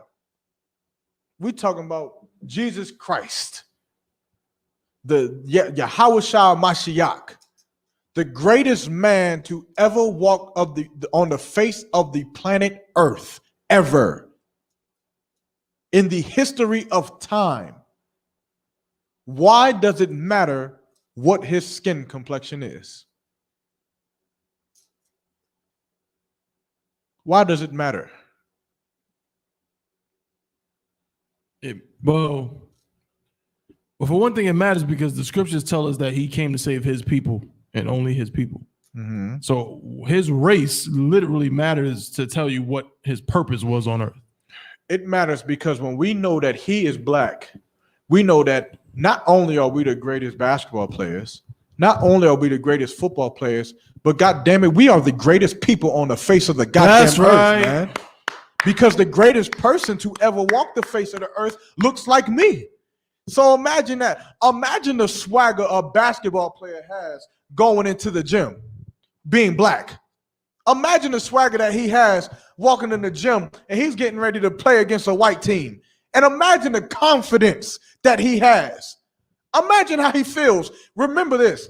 Basketball is not created by black people. Right. It's not. James Naismith. Yeah. It's created by white people. They created that. But yet, because we know that the greatest people to play the sport are black and look like us, we walk on that court with the swagger as if we created it. Right. As if we owned it. That's right. And we excel in it. We walk on the football field. Football won't created by black people. Right. We walk in the track. Track won't created by black people. We walk on the baseball diamond. It won't created by black people. But because we know that all people excel in it and it's the best in it, we walk in it with confidence as if we run it. That's right. So it matters. We knew that the greatest man to ever walk the face of the earth to live this life that we live was greater than them too. That's right. Then we would walk like we run this goddamn earth, man. We would walk like we're the greatest people on this goddamn earth because we would know that there's no way that you're better at life than me. Right. There's no way that you have a family better than mine. Right. There's no way you know how to rule a country better than I do. There's no military better than mine because nothing you do will be better than me, because the man who was the greatest to ever do it came from my family. That's right. He didn't come from yours. You weren't raised like how we were raised. You didn't learn like how we were learned. You didn't struggle like how we struggled. And yet the greatest man to ever live the life that you also lived was a black man like me. That's right. And it's worth every goddamn thing, man. That's why color matters, man. That's why it's important. Because of so long, we thought the greatest man on earth to be white, and so we thought we could never amount to anything. Because how could we? How could you amount to being like Superman? How could you amount to being like Batman or Flash, or whatever the hell else Marvel superhero you want to pull? How could you? They don't look like you. They don't come from where you come from. They didn't struggle like how you struggled. And they're not of your people. So, of course, all you can ever be is second-class citizens at best to them. But to know that Christ, a black man, walked this earth, grew up and was born in a ghetto like how you was, grew up poor like how you grew up poor, grew up in a struggle like how you grew up in a struggle, and lived his life for the Lord, should give you every power and every incentive, you understand, to come in this school and to change your life and to live your life for the Lord, just like Christ before us, man. That's the reason why being black in America, that color is very much important. You understand? And of course, color is not that important when you're talking about nationality. You understand? Just because you black or you got dark skin does not mean that you're a so-called Israelite. You understand? Or a so-called black man in America. You understand? Your bloodline or your father is what determines what your bloodline is. And of course, I say all that to say Africans ain't black. You understand? But before any of you Africans get up here thinking that y'all made it, Africans on the chat like, woohoo, Christ. They got the same color as us. We made it. Right. Not y'all excluded in this one. You understand? Let me get to the next question, right? Next question is, what does money have to do with anything? Good night. I don't even know what I said about money. What you remember what I said? I don't remember what I said about money, right? Give me Lazarus, right?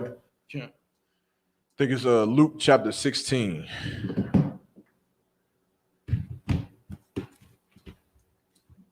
I don't know exactly what I said about money, right, brother? But I'm gonna assume that I said something about rich men. I don't think that I did though, but no sweat. May just slip my mind. I think let's start where it says there was a certain rich man, right? This is the book of Luke, chapter 16 and verse 19. There was a certain rich man, which was clothed in purple. There was a certain rich man that was clothed in purple. You understand? They purple. And purple rain, right? Keep going. And fine linen. You understand? This man had the linen, the suede. You understand? The velvet. You understand? The highly priced attire at the time, whatever you want to call it. The Louis Vuitton, Gucci, Prada, all of that mixed in one. Right. He got all that, right? Keep going. And fared sumptuously every day. And he fared sumptuously every day. What's that mean? He fared sumptuously every day. What does it mean to fare sumptuously? So the word sumptuous means splendid and expensive looking. Right. So how did he fare sumptuously? He was living good. He ate well. Constantly. Right? He fared sumptuously. He didn't eat poor. He ate, good steaks, right? Steaks and the best lamb and everything he ate, everything was good every day, right? That's what he did every day. He fared sumptuously. He was well off, right? Keep going. Come. Mm-hmm.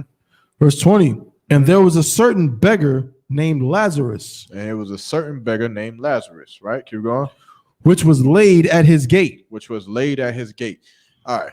Now, who is the poor man? in this parable? Right? Who is the poor man?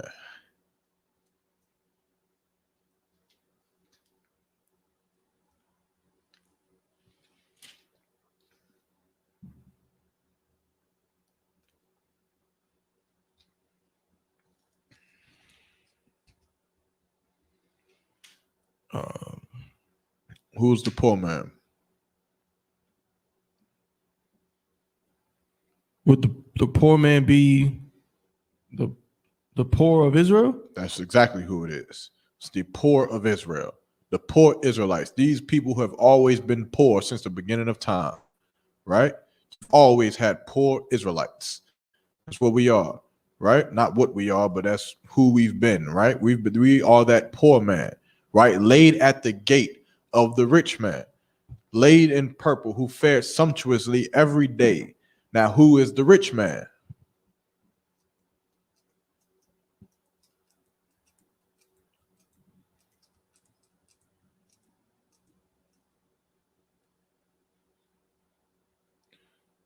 I said, I'm not sure there's much love for Asians right now with the China flu out right now. There's no love in here for Asians at any given time. That's right. I don't give a damn if it's a China flu or what. You understand? To hell with Asians. I don't even know why you mentioned that comment. These people on this chat must be confused. I don't get it. Right. I don't know if they seeing me or they seeing something different. I didn't even mention Asians. But since you mentioned them, they heathens and they disgusting. That's right. You understand? Eating pangolins and rats and cat and dog. What kind of heathen? Like, heathens are so. I'm getting off topic. Get out of here, man. You understand? Who is the rich man in this scripture?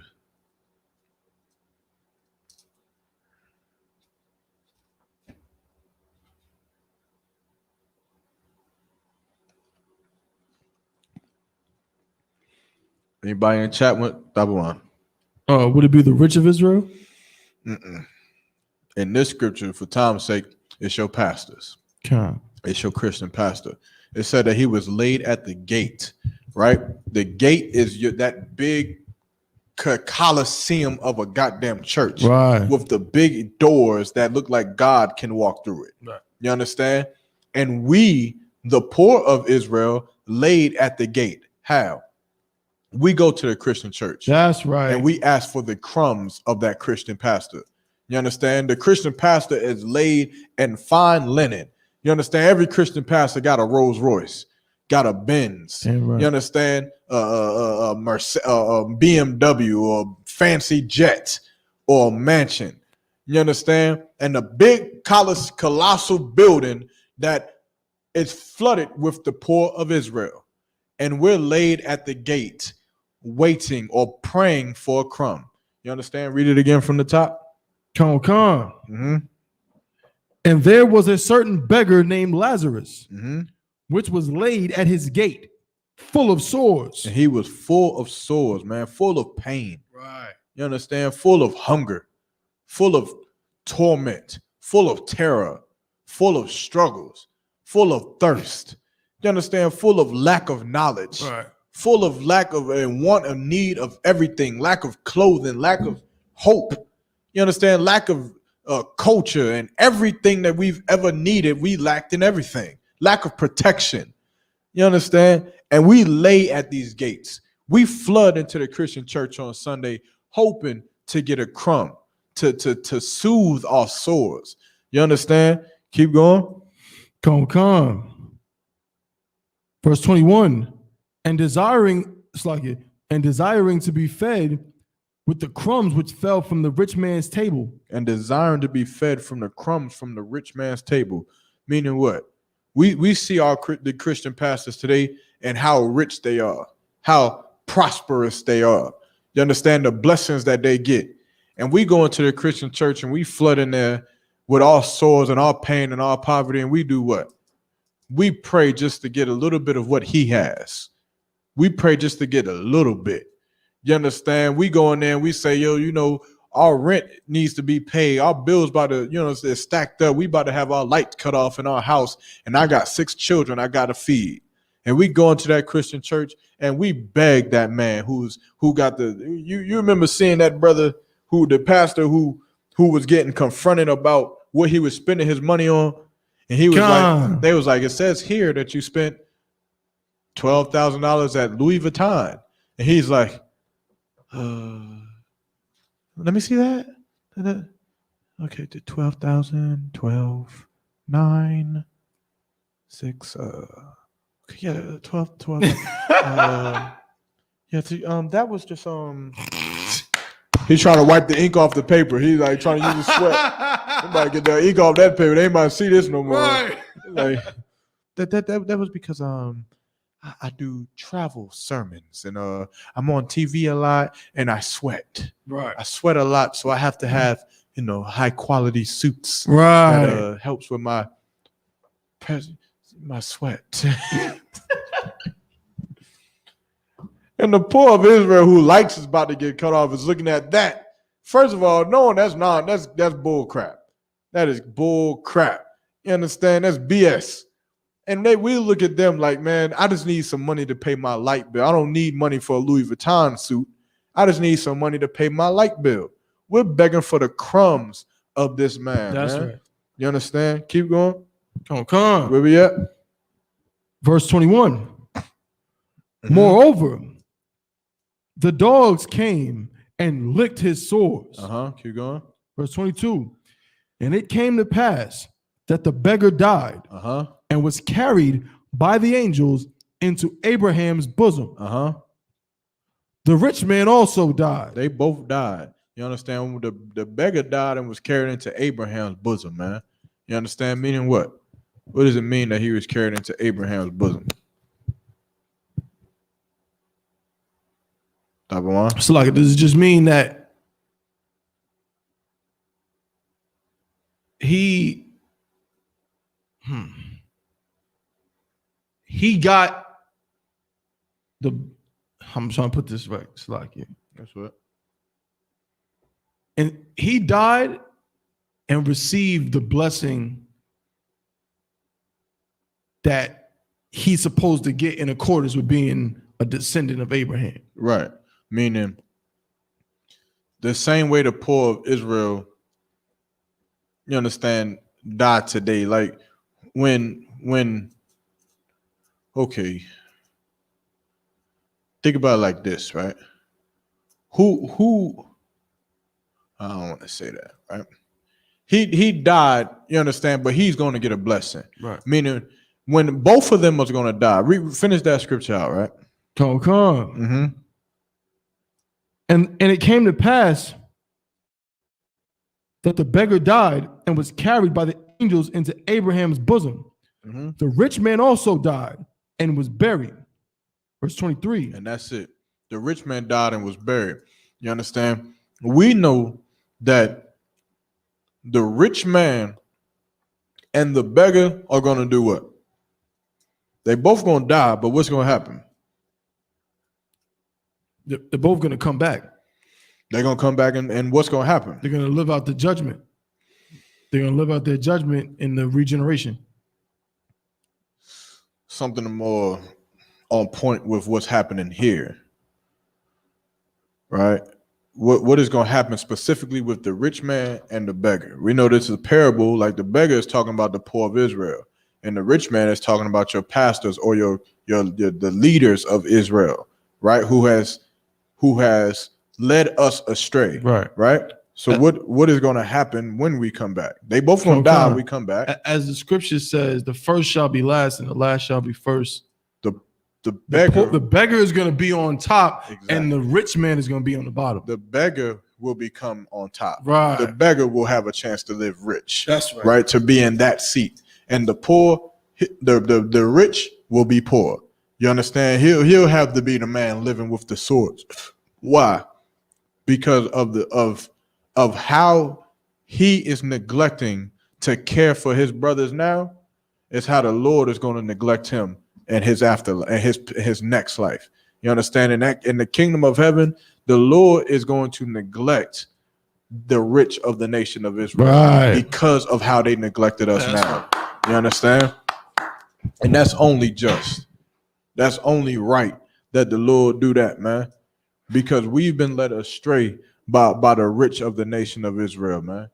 We've been led astray by our Christian pastors, right? Listening to the lies and the hypocrisy of our Christian pastors, listening to Christianity and believing in the lies that Christianity has taught us, being Black, Hispanic, or Native American, Indian in the world.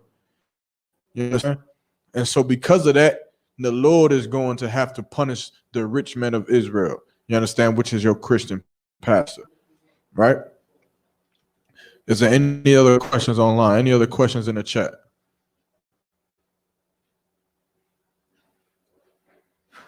I said, Shalom from Puerto Rico, Most High in Christ. You understand? Tribe of Ephraim, Most High in Christ in Puerto Rico. Right? We got a school in Puerto Rico. Well, not a building, but we got a school. Yeah, we got brothers down there. Yeah, we got a school in Puerto Rico. We got classes. Can't remember what day of the week it is, but I know you got Captain I.S.U.P.K. It's over that, as well as Officer 50 I.S.U.P.K. Allah. You got a few brothers over to Puerto Rico right now. God. Most High in Christ. Hey, I see a Shalom, sis, but you want to make sure you put an A instead of that O. It's not Shalom. You understand? That's fake. That's some fake made up Hebrew, whatever the hell you want to call it. Right. You understand? It's not even Hebrew, but it's Shalom with an A. Right. You understand? That's what it is. But Shalom, sis, nevertheless. Is there any other questions on the chat? Any other questions in the room? Anything?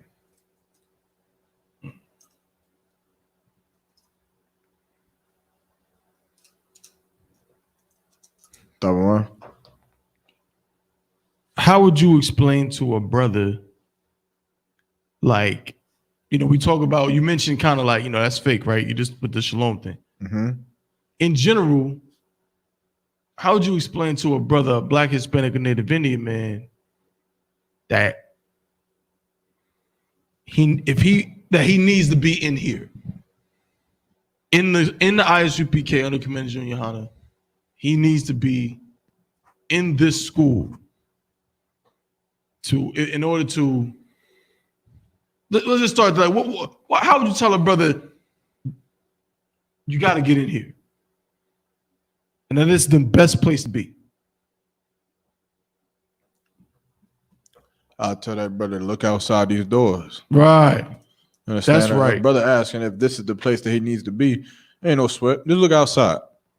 You look outside and look at the condition of your sons and your mothers and your fathers and your daughters. Look at the condition of Blacks, Hispanics, and Native American Indians, and then ask me the same question with a straight face. Yeah, right. You understand? Oh, what's your question up? Yeah, ask the teacher. Nah, not yet. You understand? What you need? You want me to let you know when it's 9 o'clock? Okay, no sweat. I got you, brother. All right, 5 minutes or 10 minutes? Which one? 10? Not 5? Nah. You don't think 5 would be better? Yeah. 5 would be better? Okay, we'll go with 5. Right?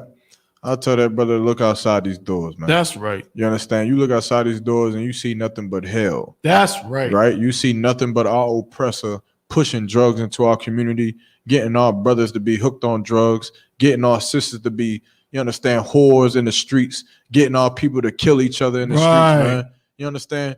And so when you go out here, you become victimized by our oppressor, man. That's right. You become a victim by the so-called white man in America, right? Man. And so you got to be a fool to ask me, why is this the place that I should be?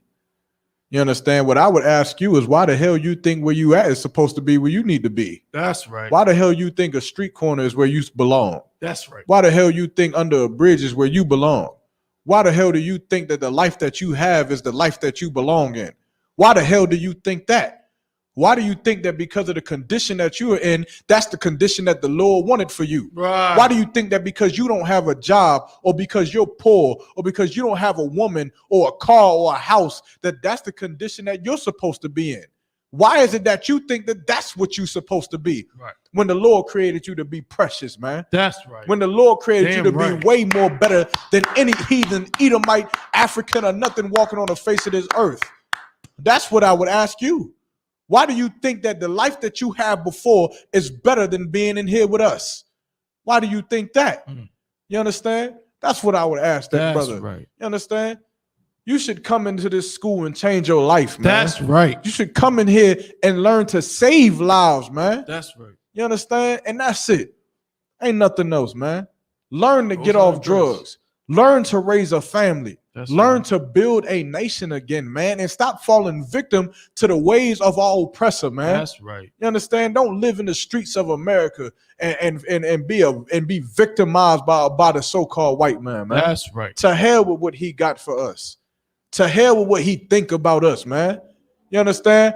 Us, the so-called white man, he thinks of us like we're nothing but scum. That's right. Like we're nothing but trash. That's right. You understand? They roll around here in they police cars and they look at us like we're nothing but thieves and gangbangers and murderers and rapists, man. You understand? It ain't nothing new. It ain't nothing new. Since before we even had gangs, and right after we got out of slavery, they treated us like we was gang members.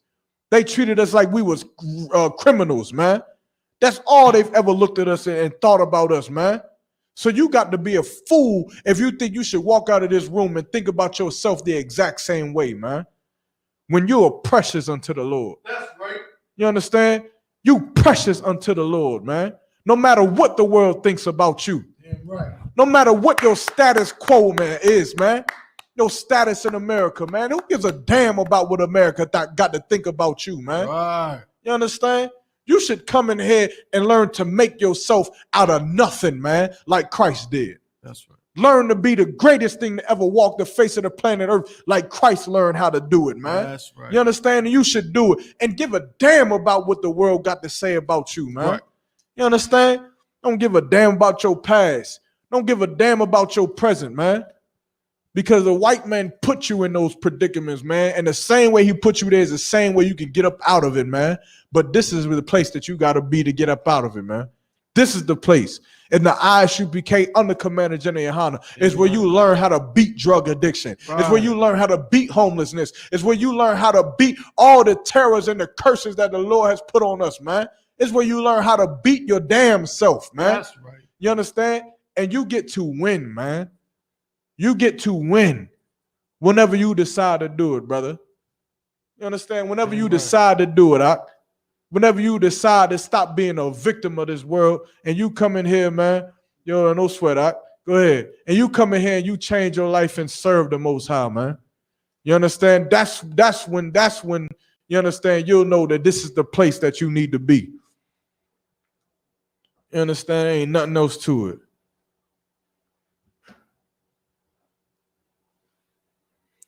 We're going to get one more question, right? Yeah, you can. I got a couple up here, but some of them not worthy answering.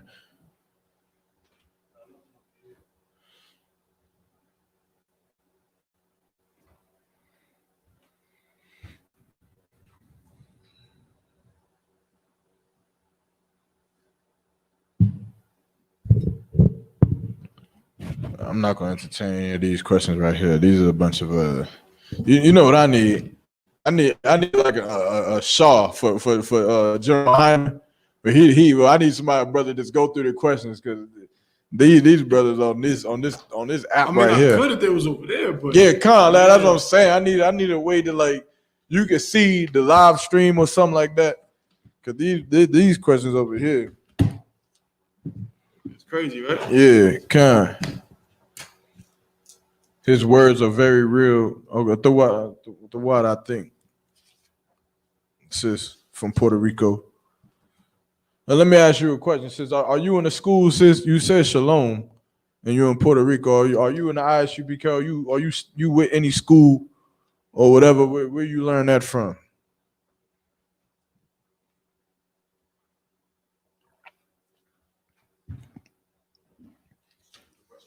No, don't sweat.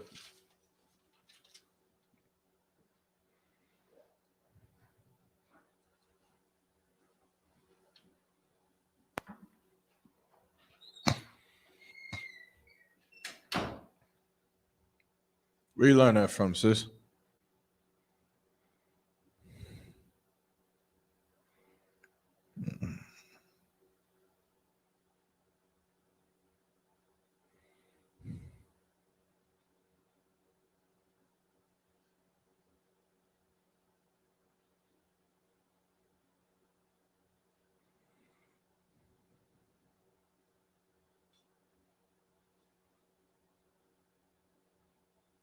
So you learned that in college.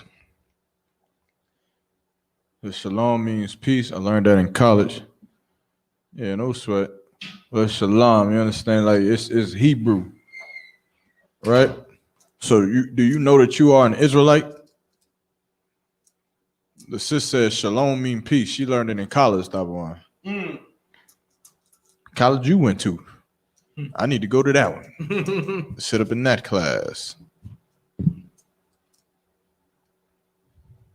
Yeah, and it's Hebrew. Khan. Yeah, Khan, sis. Hey, look, sis, you should get up into the classes, man. You understand? You need a location. You need the information for the school in Puerto Rico. We got sisters. That's what I'm saying. I thought it was sister. We got sisters in Puerto Rico. We got sisters. We got two. Okay, well, we got sisters in Puerto Rico that's in the school right now, sis. You understand? If you understand? She said, come to the university here in Puerto Rico. You know, maybe one of these days, right? Maybe do a class out there. You understand? But you should look up I.S.U.P.K.com. And as a matter of fact, I'm going to type it in the chat for you. Camp leader for Puerto Rico should be on the website. I think it's Captain Osh. Those information should be on as well. You should type in this I.S.U.P.K.com.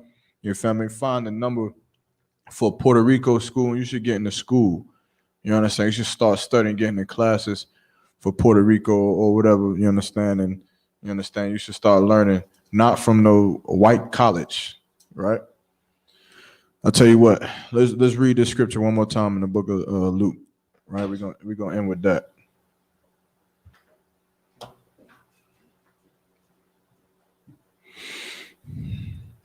No sweat, sis. Where you want to start from, sir? You can read from verse 19. This is the book of Luke, chapter 16 and verse 19. There was a certain rich man which was clothed in purple and fine linen and fared sumptuously every day. Verse 20. And there was a certain beggar named Lazarus, which was laid at his gate, full of sores. And verse 21, and desiring to be fed with the crumbs which fell from the rich man's table. So the poor man is desiring to be fed with crumbs. You understand? The rich man, like the pastor is the rich man again, right? And it is so like you got to understand this, that Christianity is like a drug. It's literally like a drug. It's worse than a drug, which is why like the only two things that is recession proof is Christianity and drugs. They're both recession proof. Right. It doesn't matter if there's no money fluctuating through America. It doesn't matter. Drugs will still get sold and bought. And Christianity will still thrive. You understand? We could be in the middle of a pandemic and Christian churches will get rich. Right. You understand? It doesn't matter because it's recession proof. You understand? Because poor people will go to rich people. Like why does the Christian pastor have to dress nice? Right? Type of one. It's like the Christian pastor has to dress nice. You know, to go back to what you're saying, it's so heavy, right? Just like it's like a drug dealer, right? It's like if I'm trying to push some kind of product, I have to go to the place where I know the people will use it. I got to find the right market, right? So that's why your big drug dealers, where do they operate? In the ghettos of America.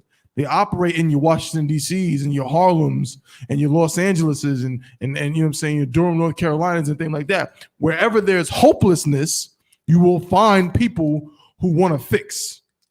And the same thing goes with the Christian church. So the Christian pastor has to dress nice because he has to sell himself to a certain demographic of people that will look at him and reverence him. Right. And if he's not dressed nice, they'll be like, well, he just like me. The Lord ain't with him. Right. Right. The Lord ain't with him. So he has to dress nice. Right? For a drug dealer, he dresses nice and fancy cars and stuff. Why? Because when you see that as a drug addict, you think what? You think he got the best drug. He got the best. Whatever fix he got, it's the best. Because he's driving a Bentley. Let me go to him. Let me go to him. I don't want to go to the Honda Accord nigga selling Right. crack from behind a dumpster dressed in his grandmama's sheets. Right. Because that's probably some dirty drugs like me. Right. I don't want that. I'm dressed in the same sheets. Literally, I got his grandmama's sheets. I broke into his house 2 weeks ago and we got the same sheets on. Right. I cut half off. He's still wearing the other half. I don't know how that happened. Right? They want Alpo. Right. They want the drug, the prime time drug dealer, right? The same thing with Christianity. Man. That's right. They dress in fine linen because they know that the poor people will look up to them and they'll admire them and they'll envy what they have. And to get what they have, what they gotta do? You got to have a blessing. Because of course, to be a pastor, you had to be blessed. Of course. And to be a pastor and to be rich and to have all the money that you have had to be blessed by the Lord. And how you get blessing by the Lord? If you're not the pastor. How you get the blessing?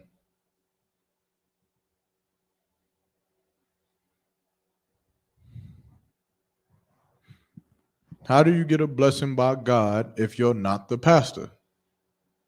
In the Christian church, of course. Thinking in the world. Slaki would be by paying your tithes. The pastor has to be the one to bless you. Right. He has to be the one to pray over you. Right? Which is why you go to him. You go to him for forgiveness. You go and lay at his knees for forgiveness. And he puts his hand on your head or your shoulders or between your legs for forgiveness. You understand?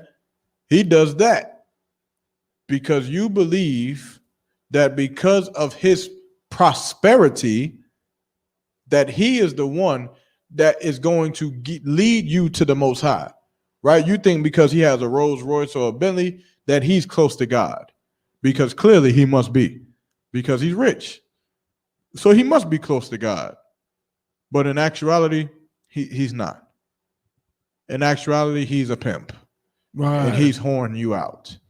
You understand? And you're an idiot. You're dumb. You understand? If you're a Christian, you're an idiot. Right? If you're a Christian, you're dumb. You don't know anything about the Bible. You're not man enough to come and defend the Bible.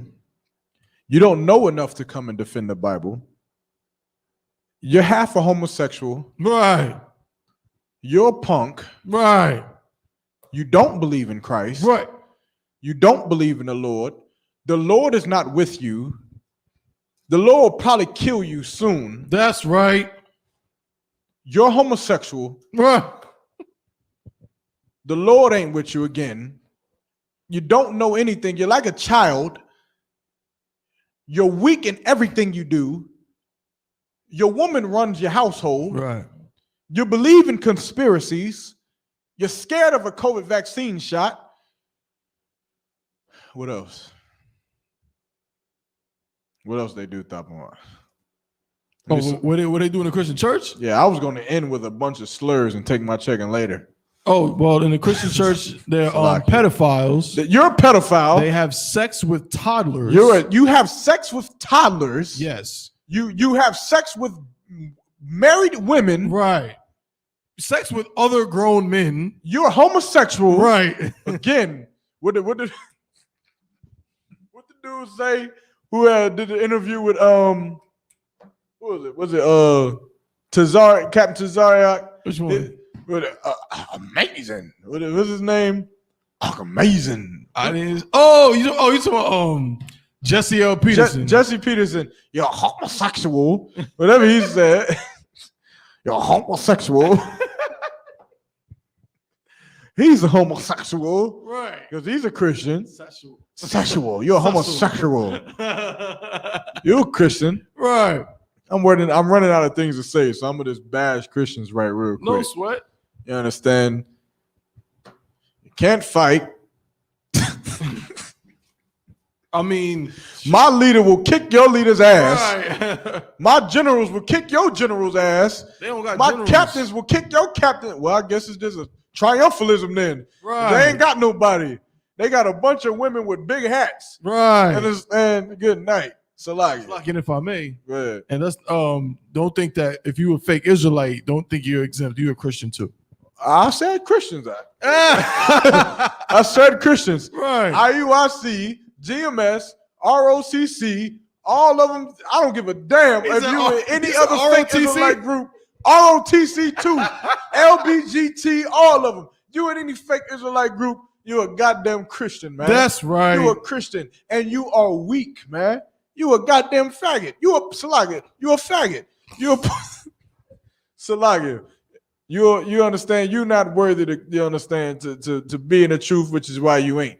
And with that, I'm gonna pass the class over to Priest and Officer Top One. Good night. Salaga.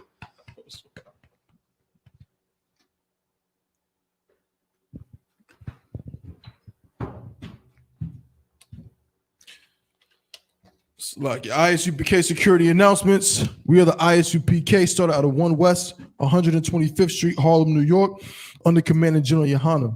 New rules for brothers and sisters. When a new brother or a sister comes into the school, they are off limits for 6 months. They are to be saluted only. They are here to shed themselves of the world. After 6 months, if a brother or a sister has an interest in a particular person, he or she must get permission from the head to speak to a brother or a sister. There is another 6 months in which the brother or sister will court each other. After this 6 month period, the brother or sister will get permission from the head to marry. Tithes, which is a commandment. You can find this in Numbers 18 and 21 and Malachi chapter 3, verse 8 through 10. Means 10th in Hebrew and is pronounced my Ishara. 10% of every penny of any increase the Lord gives you, you give to the Treasury Department or a teacher. Priest fund, free will offering for priests, not mandatory. Whatsoever amount you would like to give. Upcoming Holy Convocation will, of course, be the Lord's 52nd annual Passover. It's going down in Houston, Texas, April 24th at sundown at the BH Ranch. The address is 14149 Player Street. Again, that's 14149 Player Street. Okay, get all your affairs in order. Time is closing in quick. I mean, we about a month and a week away from all the festivities beginning. We got a lot of events taking place. I'm telling you, it's about to be a real movie for real. You know what I'm saying? I understand brothers gonna be shooting bows and arrows. There's gonna be all kind of horses and fishing and boat and mansion parties, swimming, all of that. Fireworks. Good night. And a performance. Good night. You know what I'm saying? So you got so much going on. You want to get all your affairs in order. Of course, we also got the slaughter of the lamb. Most High in Christ, Hebrew Academy. If you are interested in being a part of the next Hebrew Academy class, make sure you are commanded, you know what I'm saying, to present yourself at this Passover if you can, of course. You make sure you speak to your camp leader. You know what I'm saying? If you can't get to the Passover, that's a different scenario. You got to talk to your camp leader. So and if you can't, it's probably best to just don't. Right. You understand? Take my word for it. If you can't, probably shouldn't. You probably shouldn't communicate. You probably shouldn't do nothing. You should just making it. You should just, it's a good excuse, right? To just say, I wasn't able to make it to the Passover, so I didn't, sign up, I guess. And you should just be the person who says, I didn't know. And while everybody else is getting their covers, you should be that person who says, I didn't know. Right. Because of course, Hebrew Academy is too hard for you. Right. It's too hard for you. And of course, I mean you. Who's watching this right now, it's too hard for you. Damn right. And you should just, this is for, you understand, the elite of the elite. That's of the right. I.S.U.P.K, man. Come on. Understand, which is not required to be. You can just be elite. Right. You understand? So no sweat. Yeah, the Hebrew Academy is for the elite. It's like the elite of the elite. You know what I'm saying? Remember, it is not a requirement. You understand? If you are a brother, you know what I mean, you can be ranked up. You can become an officer. You can be an officer for 100. You can be an officer for 1,000, if I'm not mistaken, and not go to Hebrew Academy. That's your business. You don't have to do it. You know what I'm saying? But again, it is an elite class. And like the Ottawa said, you're probably better off just sitting at home on the couch and baking cookies with your rib. That's right. No sweat. Biscuits. Con. Please learn to cook for the feast for us. Right. Yeah. Learn to cook for the brothers who are getting their covers. Lock it. No sweat. So yeah, that's going down April 24th. The festivities start April 22nd with the slaughter of the lambs. The lambs are gonna get their goddamn throats slashed, and you know what I'm saying. And then we're gonna cook them up. I don't know, maybe We'll talk about it. I want to remind Akim and Akwathan to check on social media, such as ISUPK.com, Facebook, Twitter, YouTube, and so on for ISUPK events and materials. If a brother wants to be a trooper in the school, then he is to start wearing all black, which includes black boots, shirts, pants, headband, or scarf. And with that, I'm Madyam.